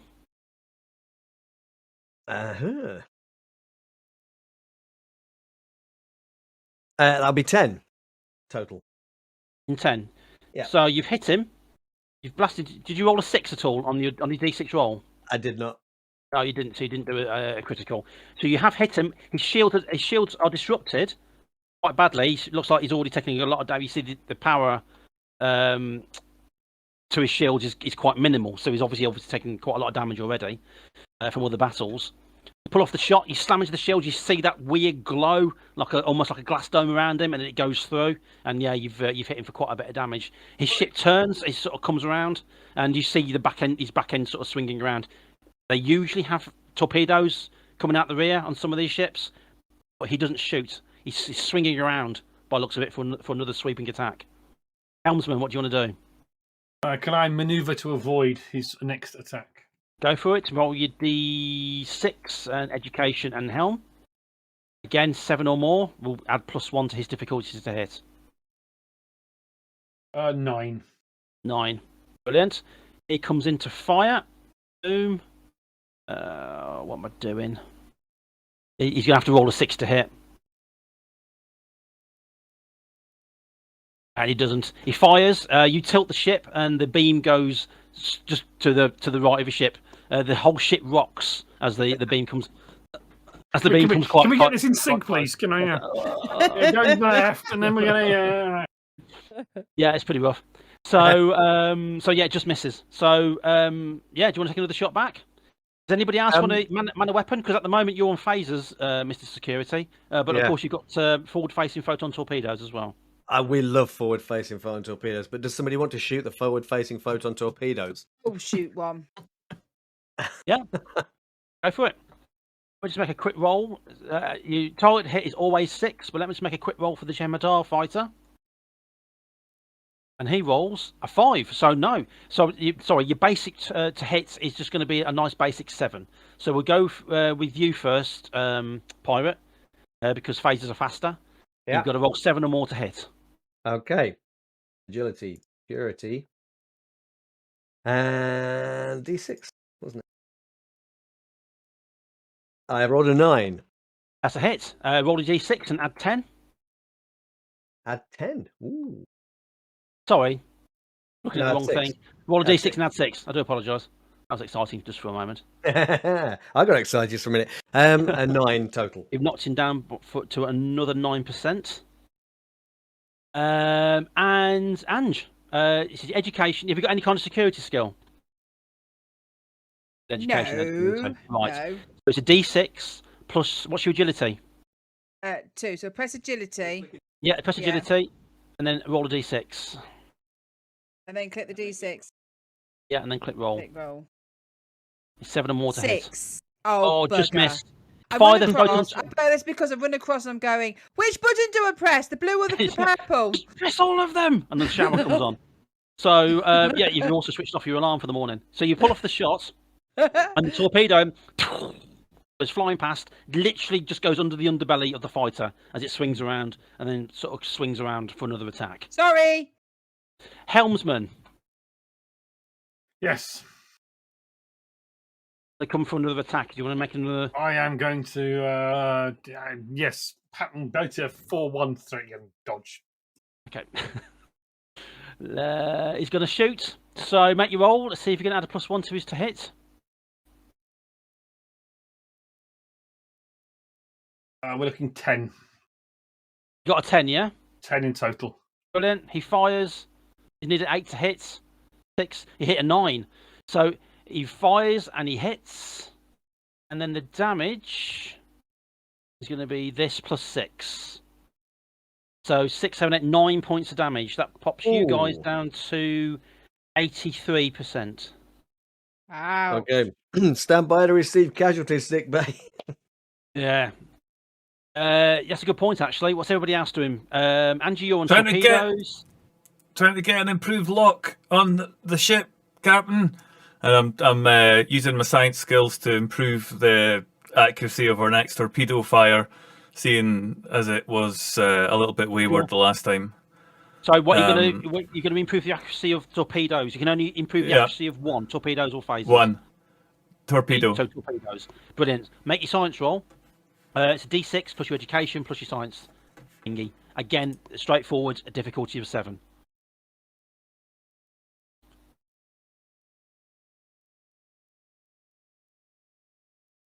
D6 plus Education what- plus education. Thank you. plus, and then plus 2 for your.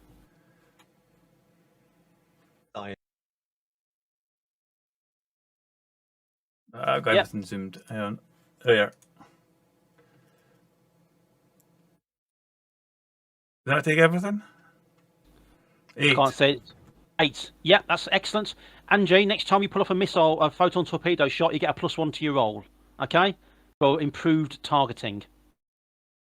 Well, we're back to you then. The ship's rocking about. Meemore, you're going to be needed down in medical. All right. Sick bay, I'm on my way. Please report. Yep. We've got casualties down here. As you start running down the corridors. There's no All right. turbo lifts in this, it's only a couple of decks. The bipolar dampening field is starting to weaken. Ooh, you've been on tape. There we go, Sounds- Mrs. sounds very bad. Technobabble. So, yeah, we're losing inertia Oh, dominance. that's going to be worth a hero point. Yeah, There we go. yeah. Yeah, sod it. I'll give you a hero point for that. There we go. You got. Just let you guys know you got 3 hero points in the pool. Okay, remember you can use those as bonuses, 1 point at a time to any rolls. You got to declare it though before you make your roll, and even if you fail your roll, you've lost that point. Okay. So, well, we're back to you then, Mark. Going to pull off a return fire? I am certainly going to try and phase Use a the hero shite point out on of him. it. I don't need to use a hero point on him. You better hit. If you don't hit We now, got him. No, steady on. but if you miss, it'd be a throat punch then. Oh, easy. Take it easy. He's actually, the Jemadar ship has made a really good helms roll. Okay. So you are going to have a +1 to hit. So it's going to be 8 to hit. Okay. We got this.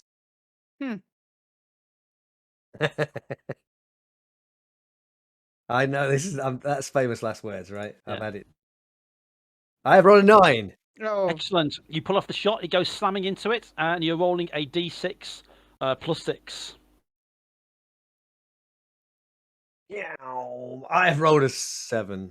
But you hit it, and that's what counts. Yeah. That's knocked it down. Now, its shield's obviously already weak, according to your sensors, and this has knocked them right down. It's probably down to around about a third of its original strength of a Jemadar attack fighter, so it's obviously already damaged. You pull off the shot, it slams into it. You didn't roll a 6 on damage, did you? No, you I rolled a did 1. not. So that's that. So, Angie, do you want to take a shot? Yeah. It's going to be So- your agility plus your D6, and you get an extra +1 because Yeah. of improved sensor lock from the science department. So I press that, and then that, and then where do I put a what? Oh, I pressed the wrong button. Hold on, I'll start again. Agility, D6. Where's the +1? We'll just make your roll, and we'll just add it on. Oh yeah, that'd be simple, wouldn't it? 7. 7. It's a miss, I'm afraid. 7. It was an 8 to hit. I Across pressed. the shot. Sorry, I pressed the yellow. I pressed the yellow button. Yeah, it should have been the one with torpedo written above it. You pull Oh. off the shot. Oh no, he's got our lunch. So you fire the shot. It goes zipping across space and literally goes again. It goes past it, and it swings around for another attack. Have we lost me more? No. No. You've disappeared off my screen. It's okay. You're still there. That's fine. I just miss your face, Meemaw. So, Strain. It's basically you're going to take a shot at you. So you need to. I'm going to dodge and to try and get behind him so that our next shot can be good as well. Okay. In that case, then make your roll. You have your basic 7 to do the dodge thing, but if you roll 9 or more, then that's going to get you into a better firing position. Yeah. I'm going to use a hero point. Okay. So make your dice roll, and whatever your total is, you get a +1. So this is going to be 9, 10, 11, 12. Jesus Christ. Ooh. Okay, you pull around, you pull a handbrake turn, you flip it on its side, you do a double back flip and a 180. Oh my God, 20. There's all Klingons every side. Well, 10 points. You literally go swinging around and get right behind the vessel. Everybody's going to get a +1 to their attack rolls because of that really smart move. You get behind. There's no. I don't think he's going to hit. Let me just do this. Bang. D6 roll. Needs 8 or more. 5. Oh, he does hit actually. He does 8 points. And this +6. He's hit you for a critical. So he's done 12 points. He's done 12 points of damage, which has now got you down to 71%. And it's going to be a D6 roll on the critical table. Boom. What's that? It's going to be a 3.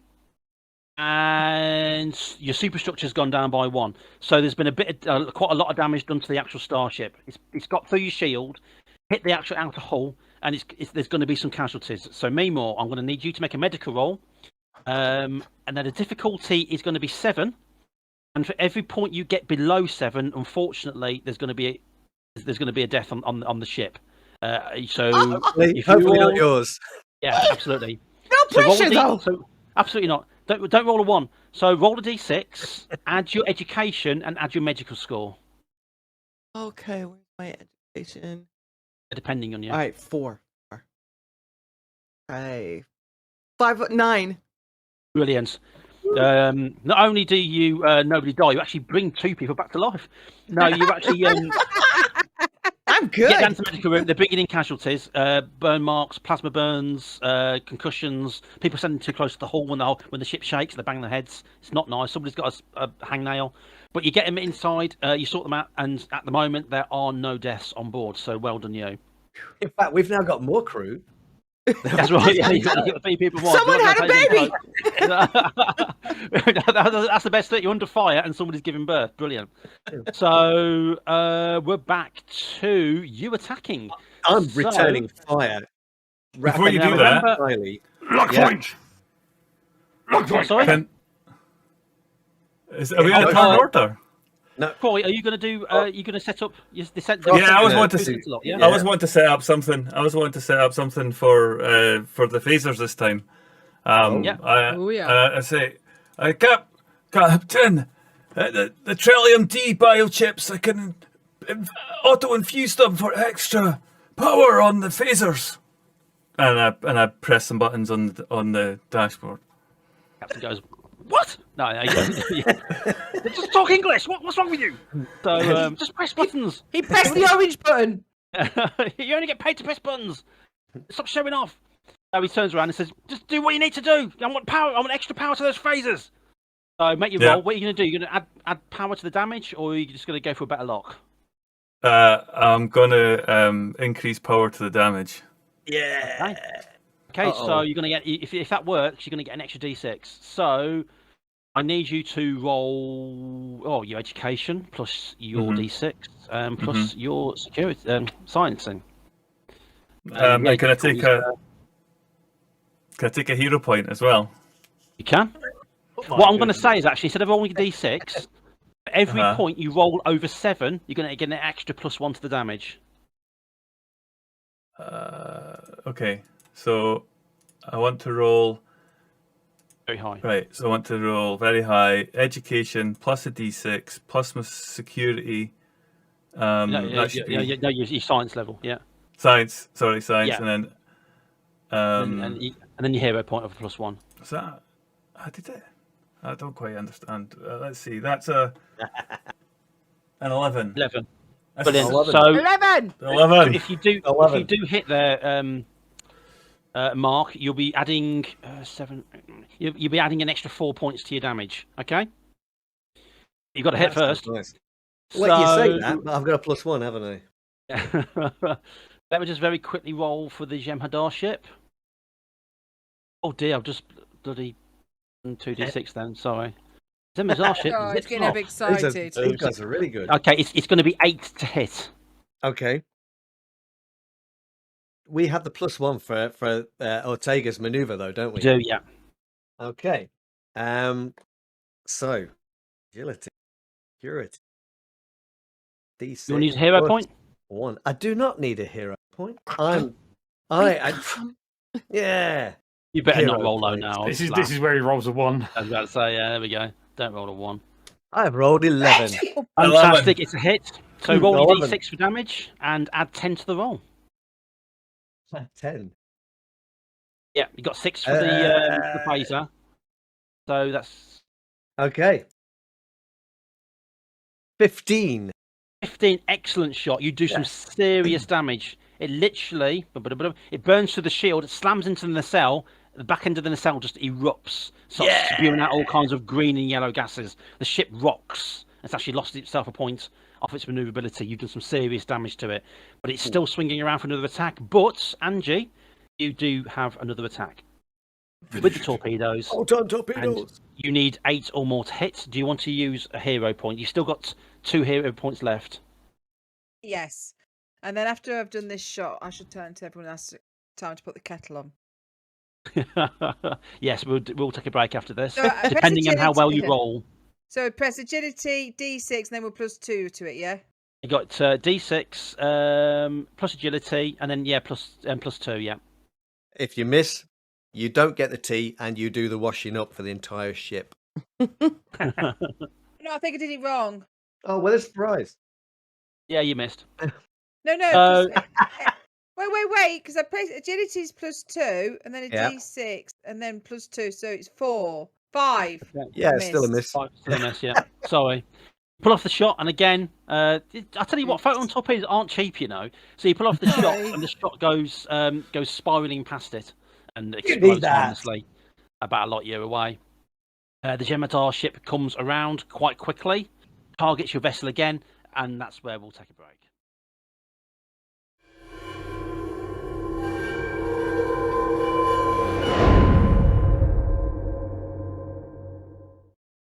Jem'Hadar attack ship came round for another pass, so Helm, you're going to have to make another roll to see if you can increase their chances, or increase your chances of dodging out of the way. So D6 plus your agility plus your helmsman skill. 7 or more. 10. 10. It comes around to take the shots. Phase its energy beam bursts white 6 and it misses. Actually, no, sorry. What am I talking about? It hits 6, 7, 8, 9. It pulls off the shot. No, we only take the first offer. Yeah, hey. It pulls off. I withdraw that offer. And pray I don't change it anymore. And he pulls off the shot. The shot goes slamming into the back of your vessel as it comes swinging around behind, doing D6 damage. Let me just clear that and click that. D6 plus 6, which is going to be another 10 points. Knocks you down to 61% on the shields. We're so gonna die. If only our torpedoes weren't so we were hitting them. Yeah, you would have won by now. Yeah. So let me make it a roll for the Jem'Hadar ship to see how difficult he's going to make it for you to hit him. And he rolls a 5, so he fails. So to hit is going to be a standard 7. So does anybody want to? Oh no, you've just taken a hit. So medical, could you please make your D6 roll plus your education plus your medical score, please? Please don't roll 7 or less. Medical. Wait. Medical. And my ed is.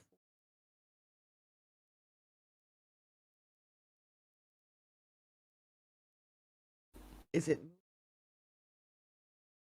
Oh, there we have to. You have to pick a dice. 8 to 14. Brilliant. He's absolutely fine, no problem at all. Nobody dies. So well done, you. So pulling off his shots. Science. What are you going to go for? Increased chances to hit or increased damage? I'm going to increase the torpedo tracking so that it can make a much more accurate hit.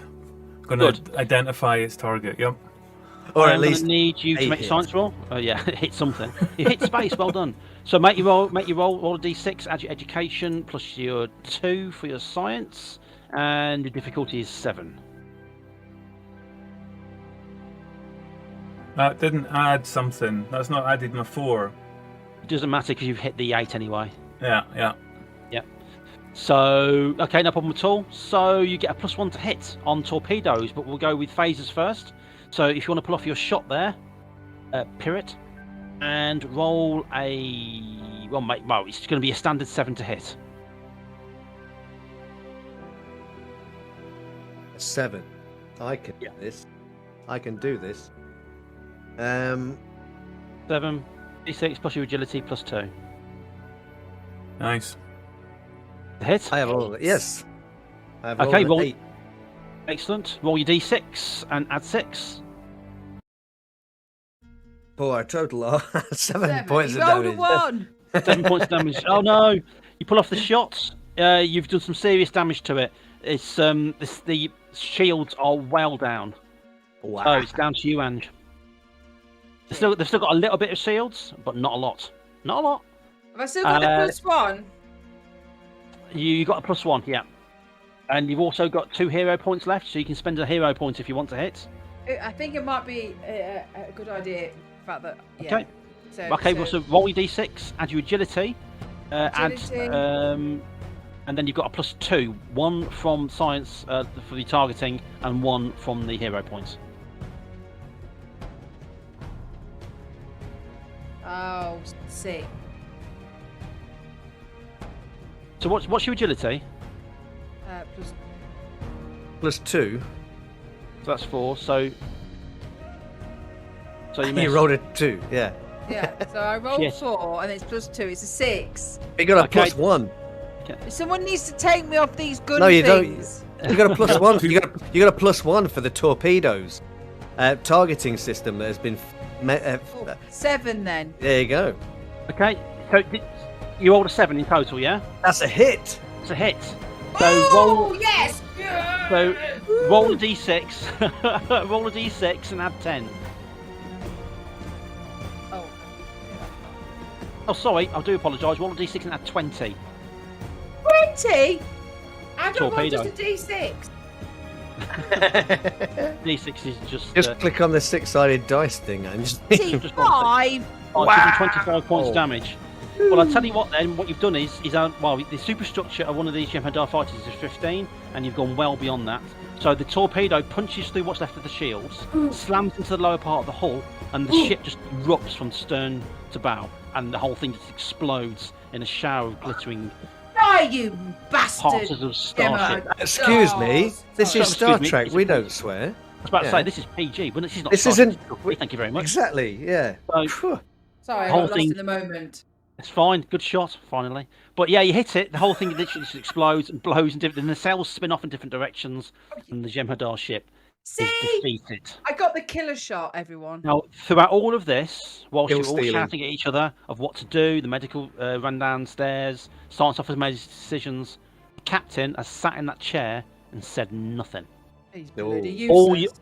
all you guys, you all made the decisions there, but the captain didn't say anything. He sat in his chair, gripping onto the armrests of his chair, teeth are clenched, sweat pouring down his body, and he's just staring at the view screen, watching what's left of his Jem'Hadar attack ship drift into different directions. Permission to speak freely, sir. And I look at him. He looks over, he sort of nods. Every single muscle in his body is like iron cord. He just nods. I think you should report to medical bay. He's going to choose one of you to take the con. And I don't know who it's going to be. I'm going to roll randomly. I just hope it's not me. If he's going to the sick bay, I hope it's not the medical officer. I'm going to roll randomly to who it's going to be. Okay. If I roll a 6, I'm going to have to roll again. I'm going to go by order that I've got everybody written down on my sheet here. So roll a 4. Angie, it's you. Oh my god. Can I roll again? The captain truly is out of his mind. I need to roll again. No, Yeah, he goes. He stands up and he goes, Eliza, at the con. I'm relieved. And he walks off the bridge. The bridge crew is all looking at each other, concerned obviously about their captain, but they're all looking a little bit sort of shocked. Going to the Some of these comms. people. And yeah, and I science to medical theory. You have the captain. He's stepped down. He's coming to see you. We think he might be having some sort of episode. Over. We've got a lot of wounded down here, but that's okay. We'll take care of him. The captain walks into medical. He sees obviously the chaos that's down here, which after that wonderful roll earlier you've got under control.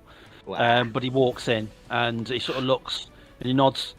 It basically walks up to you. He, take care of these for us. Then he walks into an adjacent room, closes the door behind him. We all turn to Lieutenant Evans. Lieutenant Evans, you have the con. What are your orders, Captain? Put the kettle on. I'm just, Don't I'll have a Crumpets as well. Earl Grey hot, please.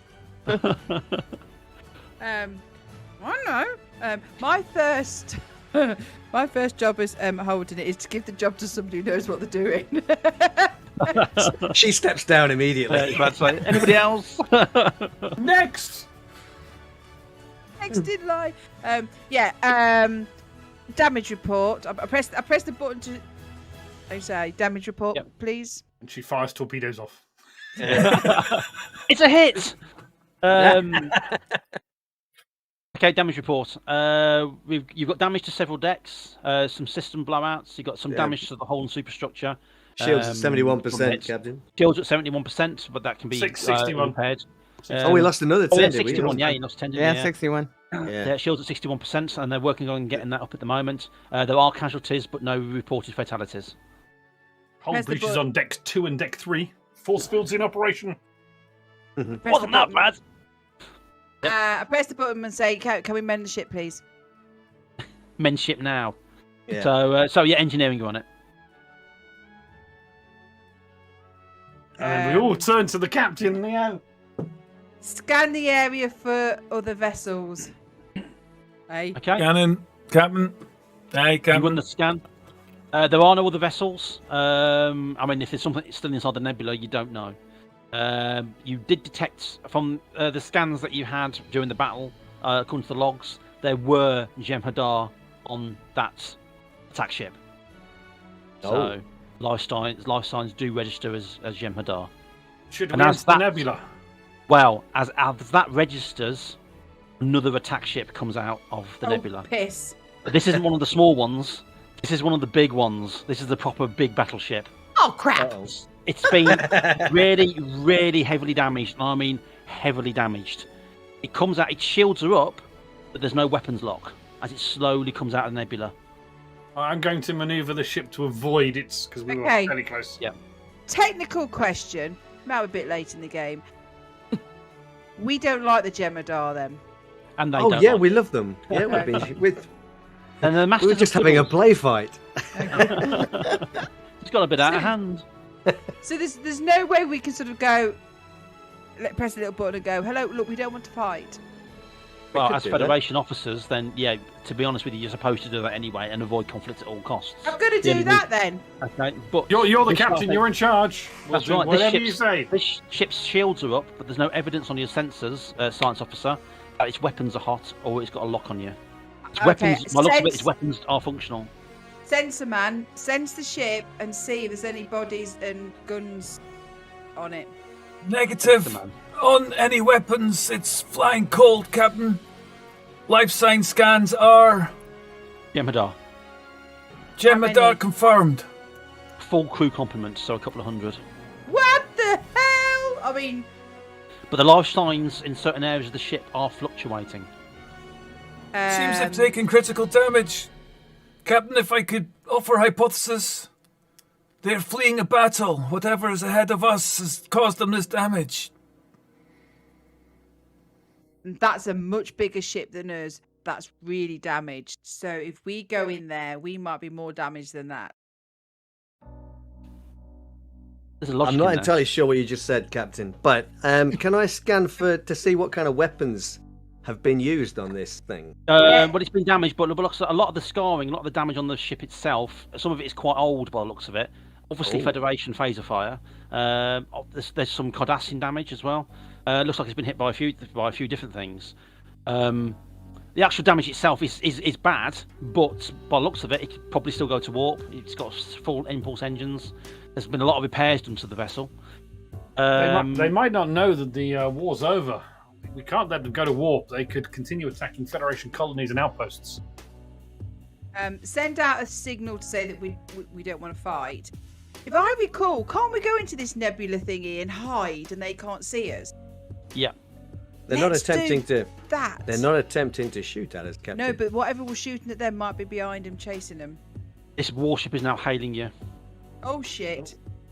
They're hailing us, Captain. Hello. Oh, sorry, no. Screen. Yeah, on screen. On screen, Uss Endeavour here. Mm. Hello. The screen flickers into life, and on the screen is the 3D image of a Jem'Hadar fighter. He's got the capture cell white, and usually you can see the liquid going from his the pump up there, but it's like somebody blowing really thin strips of liquid through a tube. There's hardly anything moving. You see he's twitching very, very slightly. In the background, he's got minimal staff. And there's one just sat in his chair, slumped forward as if he's half unconscious. Is it possible that they're all using this fake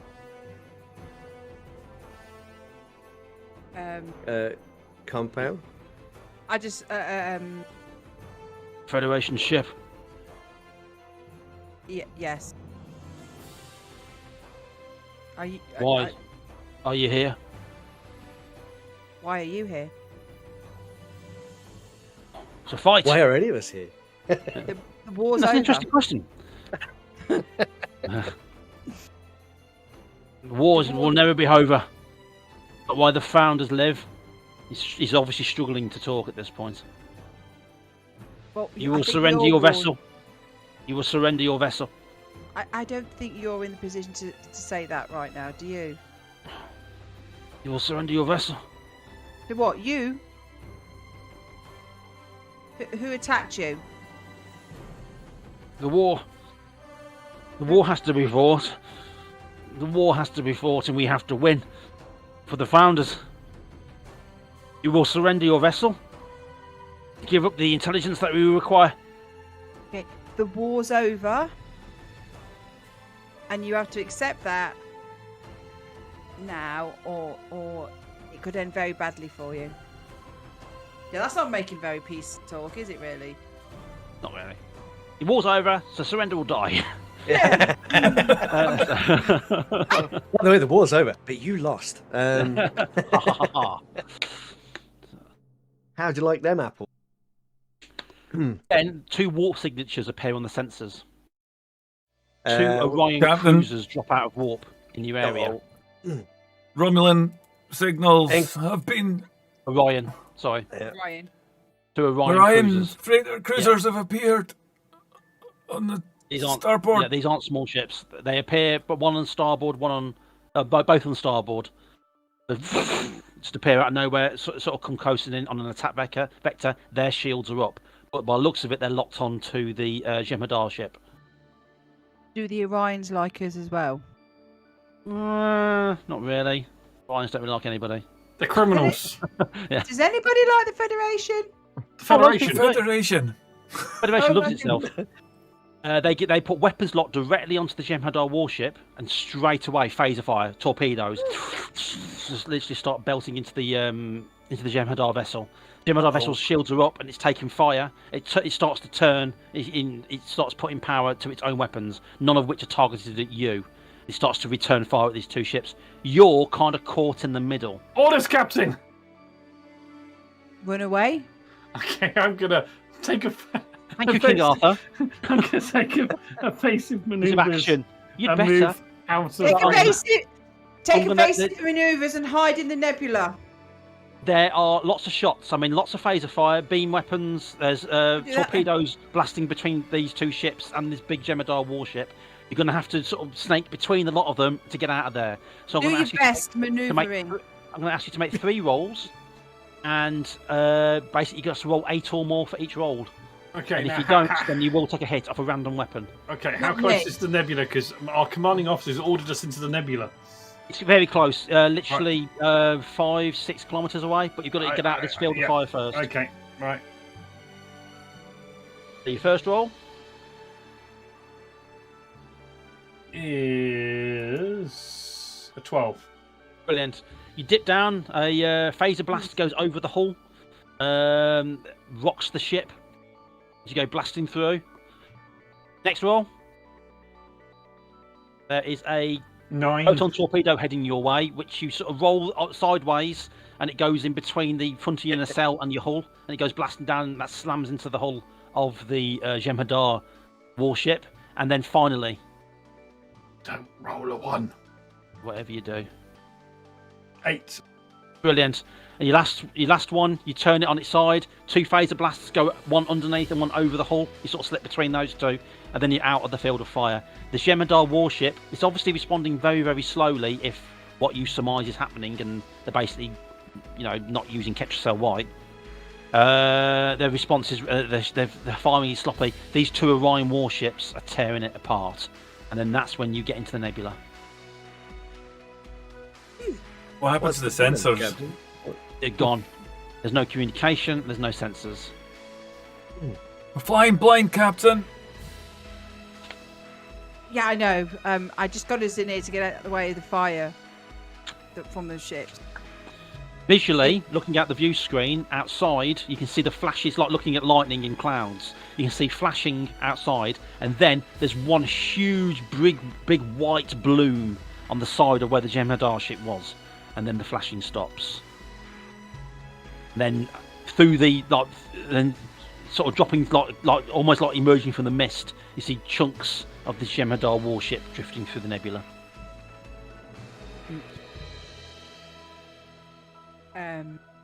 Obviously, they don't think the war's over. I think Fucking they've has now. pretty much got the message by now.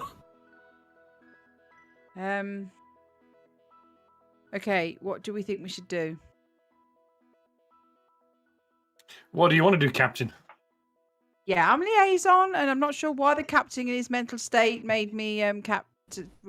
Yeah. Because he was in a mental state, so. I think that's probably. So, Yeah. should we have a quick conference at the conference table for ideas? Mhm. And Okay. go over to the conference table and You'll say, plonk yourself down. yeah. Call medical Right. up as well. Yeah, I think we need a update on the cap. Medical, can you come to conference table 1? Be right there. Otherwise known as the conference table. How many conference tables have you got on the ship? There's 17. So yeah, you get up there, you walk in, and then you all sat around the conference table. No, 1 conference table. Oh yeah, sorry, the conference table. The one conference table. Well, I think we've ascertained how many conference tables you have. So, Just You the all one. sit down right? at a conference table. I mean, we need some ideas. What's happening with the captain? The captain's had to be I- sedated. Shit. I've given him a sedative. He should be fine, but he won't be back in charge. Is Um, it PTSD? Yeah, using your Betazoid powers here, he's been pushed back into service far too quickly. He shouldn't have been command, but Federation were desperate, especially with these smaller ships. And as far as they were concerned, he was just going out just to drop supplies off. No, he shouldn't have been. Shouldn't be in a combat situation. Bless. Yeah, so it's on us. The rest of the crew, there's been some minor injuries, but everyone will be fine. Okay. I'll go around the table. Professor. If we configure the sensors to bounce off the individual pieces of wreckage that have come into the nebula, it might be possible that we can check to see what is happening outside with the Orion Syndicate ships. We don't want to surprise them. Wonder, with help from Lieutenant Grenard, we might be able to just get enough of a reach outside. Find out if they're still there. Fluctuations in the carbon warp. Yes, that could work. Yep, do that. Lieutenant Utoga, what do you think we should do? We need to get out of this nebula so we can see what's going on. Hopefully the Orion ships have pulled away. The Jem'Hadar ship looks like it was destroyed from the explosion we saw. But until we get out there or get our sensors working, we don't know what's going on. We need to get out there. And That's my Corral. recommendation, Captain. I agree with Lieutenant Ortega, Captain. We need to know why those Orion ships showed up when they did and why they opened fire on that cruiser. Set course to enter out the nebula at a different point of where. Exit the nebula. Yeah, exit the nebula at a different point if we entered. Like. Good idea. That's where medical. You get a comm from the medical suite. Doctor, the Andorian. He's awake. Excellent. We'll be right down. It's going to take some tricky calculations to move the vessel to an area to get out. You can use, like you were saying earlier, Professor Biso, you can actually use the trajectory of where you can see the wreckage of the Jem'Hadar ship going to work out where it's come from and sort of extrapolate from that data. It is possible. You'd have to make a D6 roll plus your education plus your science skill, but we'll come back to you in just a second. Medical officer, you head down to medical. The Andorian is on a recliner, not comfortable, but you know what I mean. He's sat up slightly in bed. He's got the sensors behind him with the little arrows going boom, boom, boom. I brought he security seems- with me as well, since he's awake. Okay, yeah, you come down with two red shirts. They come walking in. Is it gold shirts? I forget. Anyway, you come in with two dudes who are probably going to die later, and you walk in. He's sat up in his bed, and he sort of sees you walk in. He's looking around. You can see there's obviously been a bit of trouble, and he shakes his head. So, some people here say you have headed to the nebula. Yes, We're in the nebula. you're in the nebula. You're better in the than- nebula too. This is probably better than being out. I understand you've fought against Jem'Hadars, yes? Yes, what can you tell us about your activities as of late? Krell, don't understand. I think you have some questions for him as well. Oh, am I here? You're the security I brought with me. Oh, yeah. Oh, Okay. there we go. Right. That's fine. Yeah. Well, John said he's going to die. Sorry, Mark. It's your own fault for your fashion sense. You've killed me in every single game we've played so far. I expect this to Okay, be no security's gold. Gold. Gold is gold, is it? Thanks, guys. it's gold. Thanks. Getting mistaken, but come on, Mr. Gold Boy, Golden Boy, let's go. Yeah. So I'm gonna hand over. I say to him, What have you been doing with the shells that you're taking off the planet in the system here? Is my What's ship the guy's wrecked? name again? Oh, sorry. I forgot now. His name is something which people call him by. Yeah. Hefes Akar. Hefes. Hefes Akar. How did you forget that? I don't know. I was thinking about Turkish food. Could eat a kebab right now. Mr. Akai, No. we've ascertained that you can manufacture the shells into some form of narcotic. Is that not the case? Is my ship wrecked? Yeah. I assume he knew the value of the shells. Yeah. Yes, your ship Wow. is wrecked, Mr. Suppose. Yeah. We came out here running supplies to Federation types on an Alpha. They needed help. They had shells. Some people pay for that kind of thing, yeah. Then when we were going past the nebula, which people used to use to hide, what comes out the nebula? Jim Hadar warship with an attack ship, 2 attack ships. Don't believe it. Did they shoot? No. They came over, they seized my ship. I used to have a crew member with me. They've taken him hostage now. If he's still alive, I have no idea. But they took him, and they said, "Can you get us this?" They didn't have any Ketracel. So I went looking, ended up in Orion space. And the Orion said, "Yeah, we know just the place." And would you believe it? Our little planet here. Turns out it's all fake. Scans like Ketracel white. When they plug it in, it feels like Ketracel white. But it's not Ketracel white. Slowly poison them over a few weeks and days. But you know what they had a lot of? Gold pressed platinum. Even they knew they had to get stuff from somewhere to continue fighting their war. So they had a lot of gold pressed platinum. And they were willing to pay for it. And they wanted weapons. And we got them weapons. It was a business deal. Until I came here. And I thought, I know, I'll sell them some more. Well, by that time they figured it out. Figured it all out. And chased back to the moon by 2 Jem'Hadar attack ships. It's shot down. And instead of killing me, they decided to teach me a lesson. Shot me in the hips and left me to die. And that's the story of Hefes Akar. And in the meantime, you put a settlement at risk. What about those poor people down on there? Well, yeah. Landing them is landing them. I don't know what to say. How many Jem'Hadar are there in this area? We've just There seen was two attack ships and 1 warship. Why would the Orions destroy the Jem'Hadar warship? Well, if it's what I think it is, of course they don't want people finding out where they're getting their gold press platinum from. Things are bad enough at the moment with the syndicates as it is. But if they're found out that they're supplying weapons and Ketracel whites to Jem'Hadar by the Federation, what do you think is going to happen? Where are these Orions you were dealing with based?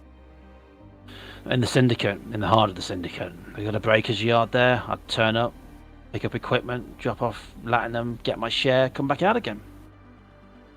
You have the coordinates, obviously. On my ship.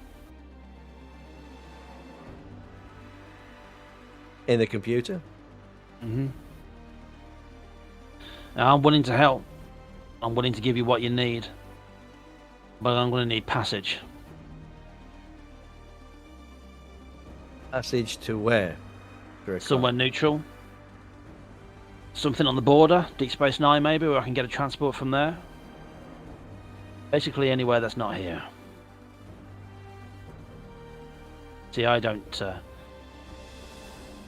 leave my nav computer, interstellar nav computer unlocked. So if you need that information, I'm the only one that can get it for you. How about you help us with our investigation, and maybe people will look favorably upon you when you're finally sentenced.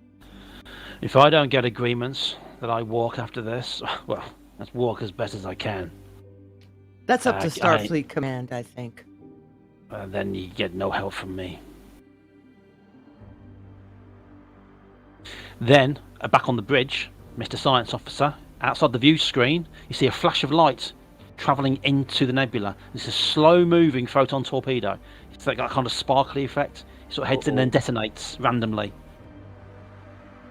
After about 20, 30 seconds, another one comes in. They're trying to flush us out. Torpedoes sighted, closing in on us. Get out. I'm going to roll a d6, and if I roll a 6... Sorry, no, if I roll a 1, and you don't want me to roll a 1... Hey, John, don't roll a 1. If I roll a 1, that means the torpedo has actually randomly struck you, and it hasn't at this point. It comes close, the ship rocks, you feel the vibrations through the hull, but they don't hit. At the moment, you just sat there in the nebula, still making calculations to get out safely. What's our shield status? The engineering team got any improvements in them? Well, let's find out. I'm going to roll a d6. I'm going to add a basic. Has anybody got engineering? And any of you guys? Is it secondary? No. No primary. Beauty. Oh no, that'd have been that would have been too useful. It would have been, yeah. So they need to roll 7 or more, and they don't. No, they're struggling.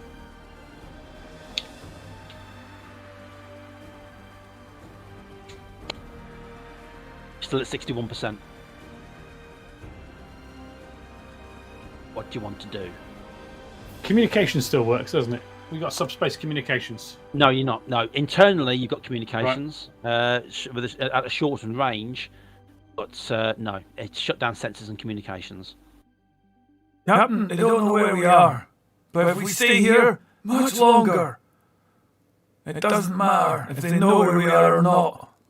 We're going to be... And I've just rolled a 1, and the torpedo has come through and exploded right next to the hull, doing 1d6 plus 20 damage. The whole thing literally just erupts. So let me just roll a d6. I'll be adding plus 20 to whatever I rolled. 26 points of damage and a critical because he rolled a 6 on the damage.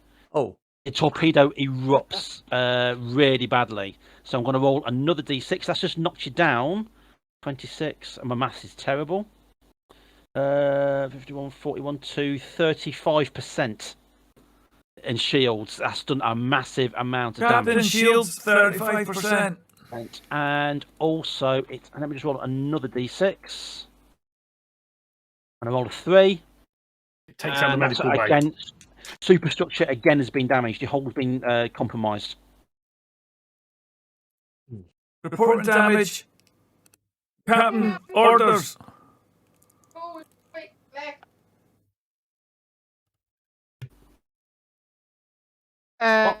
Forward thrust.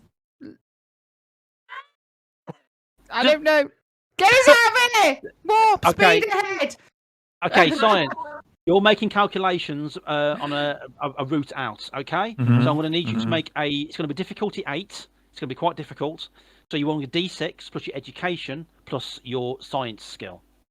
And your difficulty is 8. I'm going to use a hero point. Okay, that leaves you with 1 hero point left in the pool. Education and science. I don't understand why. Never. Anyway, whatever. This is me. That is plus 6, 12 plus 1, 13. Brilliant. Okay, you sort of run the calculations. You extrapolate the direction that the torpedoes are coming from. Now that's giving you an extra point of reference. So you've now got your spatial awareness, so to speak. You've still got the calculations from where the Jem'Hadar wreckage drifted from its central point.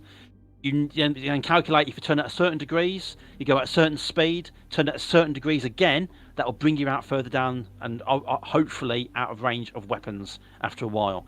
So Helmsman, that's down to you to get right. Yep. It feeds you this information. So you make your roll, educate. It's going to be education because you're thinking about your course this time. It's not a physical thing. It's your education plus your d6 plus your helm, and you get an extra +1 from science. Difficulty again is 8. I'm going to use the last hero point. Okay, the last hero point. So it's education plus the roll plus my specialization plus 2. Right, okay. It will be 10 Okay. plus 12 plus 2, yes. No, 13. 13. No, that's spot on. You hit the you hit the thrusters. The ship turns. You go impulse for full impulse for a certain amount of time. Then you turn at a certain angle. You go full impulse again, and then without warning, you literally just burst through. Your senses all light up, all come online. The Orion warships are well down. They've only literally just detected you as you come bursting out back into normal space out of the nebula. Very long way from them. They can't get weapons lock at this range. Well, they can. They just won't be very effective. What do you want to do? Can I get the can we get the ship behind the planet or behind the moon so it's hidden? Yes. I need another Helms roll. They've obviously detected you. There's no way they weren't going to detect you. But yeah, at the moment you're powering back towards the planet. The two ships turn and start to follow, and back to the medical bay.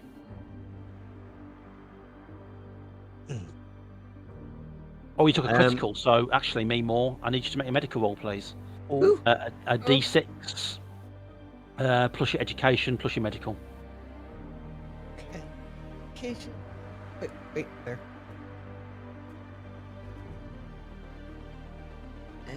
Medical. It's 2.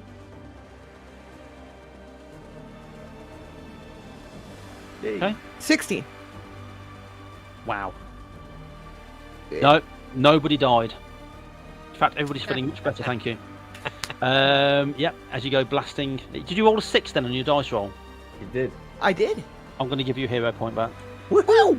So you go blasting towards the planet. You're sort of zipping between the asteroids and the moons that are orbiting there. The Orion ships give chase, but halfway between the nebula and the planet, they start to slow down.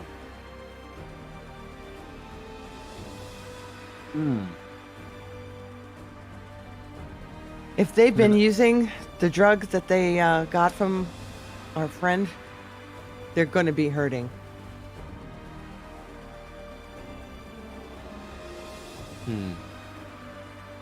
The Orion ships slow down, they turn, and then you get the massive burst of energy, and then they jump to warp back in the direction that they came.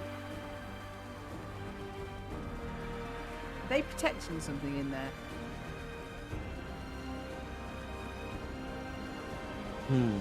No, they were just cleaning up loose ends, I think, were they? Okay, Or tying up so loose ends. Those Jemadar don't like us. They don't like anybody. Mhm. They're like fighting machines. And then that guy was down on the planet, but there was a Jemadar body there. So who put the Jemadar body there? The body he beamed across, and then the Andorian killed him. And then, well, as the somebody- Andorian said, they shot him as punishment. So, I mean, it's reasonable to assume that the Jem'Hadar left the Jem'Hadar there. He was obviously killed, and they left his body behind as a booby trap. Right. Which now we know, with their lack of Ketracel White, anyone severely injured, it was no point taking him back because they wouldn't heal him, and they haven't got enough white for him anyway. Okay. Mr. Agard, were you conscious after they shot you at all? Did you see what they did afterwards? There was the Jemadar body that was posed. Yeah, that's a little trick that the Alphas do sometimes. They kept saying that he wasn't going to make it, and he would be more valuable to them in death. So they strapped him to the rigging and booby trapped him. Disgusting. I think they were hoping that my contacts would come and find me, and then he'd be there to take them out too. He volunteered. He knew what he was doing, and he stood there and talked loudly about his love for the Founders for 4 days before he died. 4 days listening to that. God, I wish they'd killed me.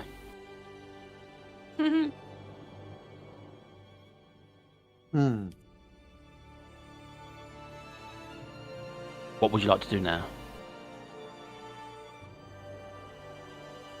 No, we're in the sick bay, so we don't know what's going on the bridge. Yeah. They do. You know the ship was moving. You know it was moving at speed. Yeah. And we And got now hit you, by but something. but now you've come into, you got hit quite badly. But now you're in orbit around the planet. So what do you want to do, Captain?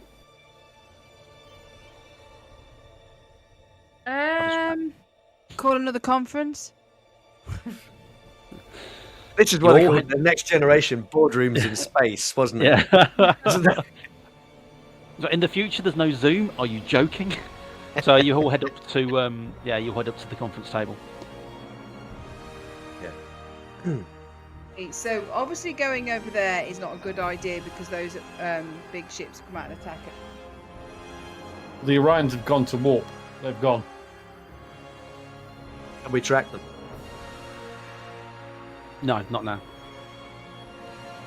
We're in no fit state to track them anyway. Mm. Shields are heavily damaged. Hull's damaged. We need to get back to a starbase and report into the Admiral. We need a new Mr. captain. Akar. Me. And perhaps a first officer. Yeah, Mr. Akar, he knows where the Orions are based, but he's refusing to cooperate and give us any information on their location. He wants safe passage to a neutral port. That's up to Starfleet to sort out.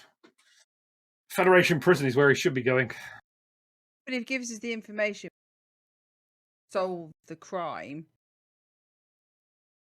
But we're in no fit state to pursue the Orions. We need to report this in. Well, that would make boring. So what are you going to do? You're going to report back to Starfleet Just send them a message. on And then subspace. Yeah. We need to get the captain back to Starfleet as well. You report back to Starfleet, and the message coming back is quite curt. Hit the Andorian's lock and key, and we will deal with him when you return back to the starbase. Any deals or any situations that arise, they'll take care of. Keep the captain relaxed and comfortable, and they will also take care of him when you return to the starbase.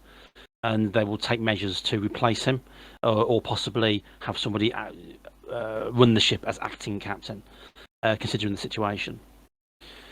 The problem with the Orions is obviously concerning, because if they are using stolen weapons and equipment, and not only that, they are arming and supplying Jem'Hadar in the area, so they wanted to keep that under wraps. And yes, the chances are they destroyed those Jem'Hadar ships because they didn't want anything traced back to them, not realising, of course, that their Andorian friend is still alive. So, what happens with Starfleet because of that? At the moment, Starfleet won't do anything about it because they can't. They don't have the ships or the personnel. But they do want to carry on that investigation. They do want to find out what's going on. If there are Jem'Hadar out there who think the war is still going on, that's bad news. That's really bad news. Especially if they've got attack ships and warships. And especially if they've got weapons, not only of their own, but across the Federation. And if it is the Orions that are supplying them with this equipment, then they need to be stopped.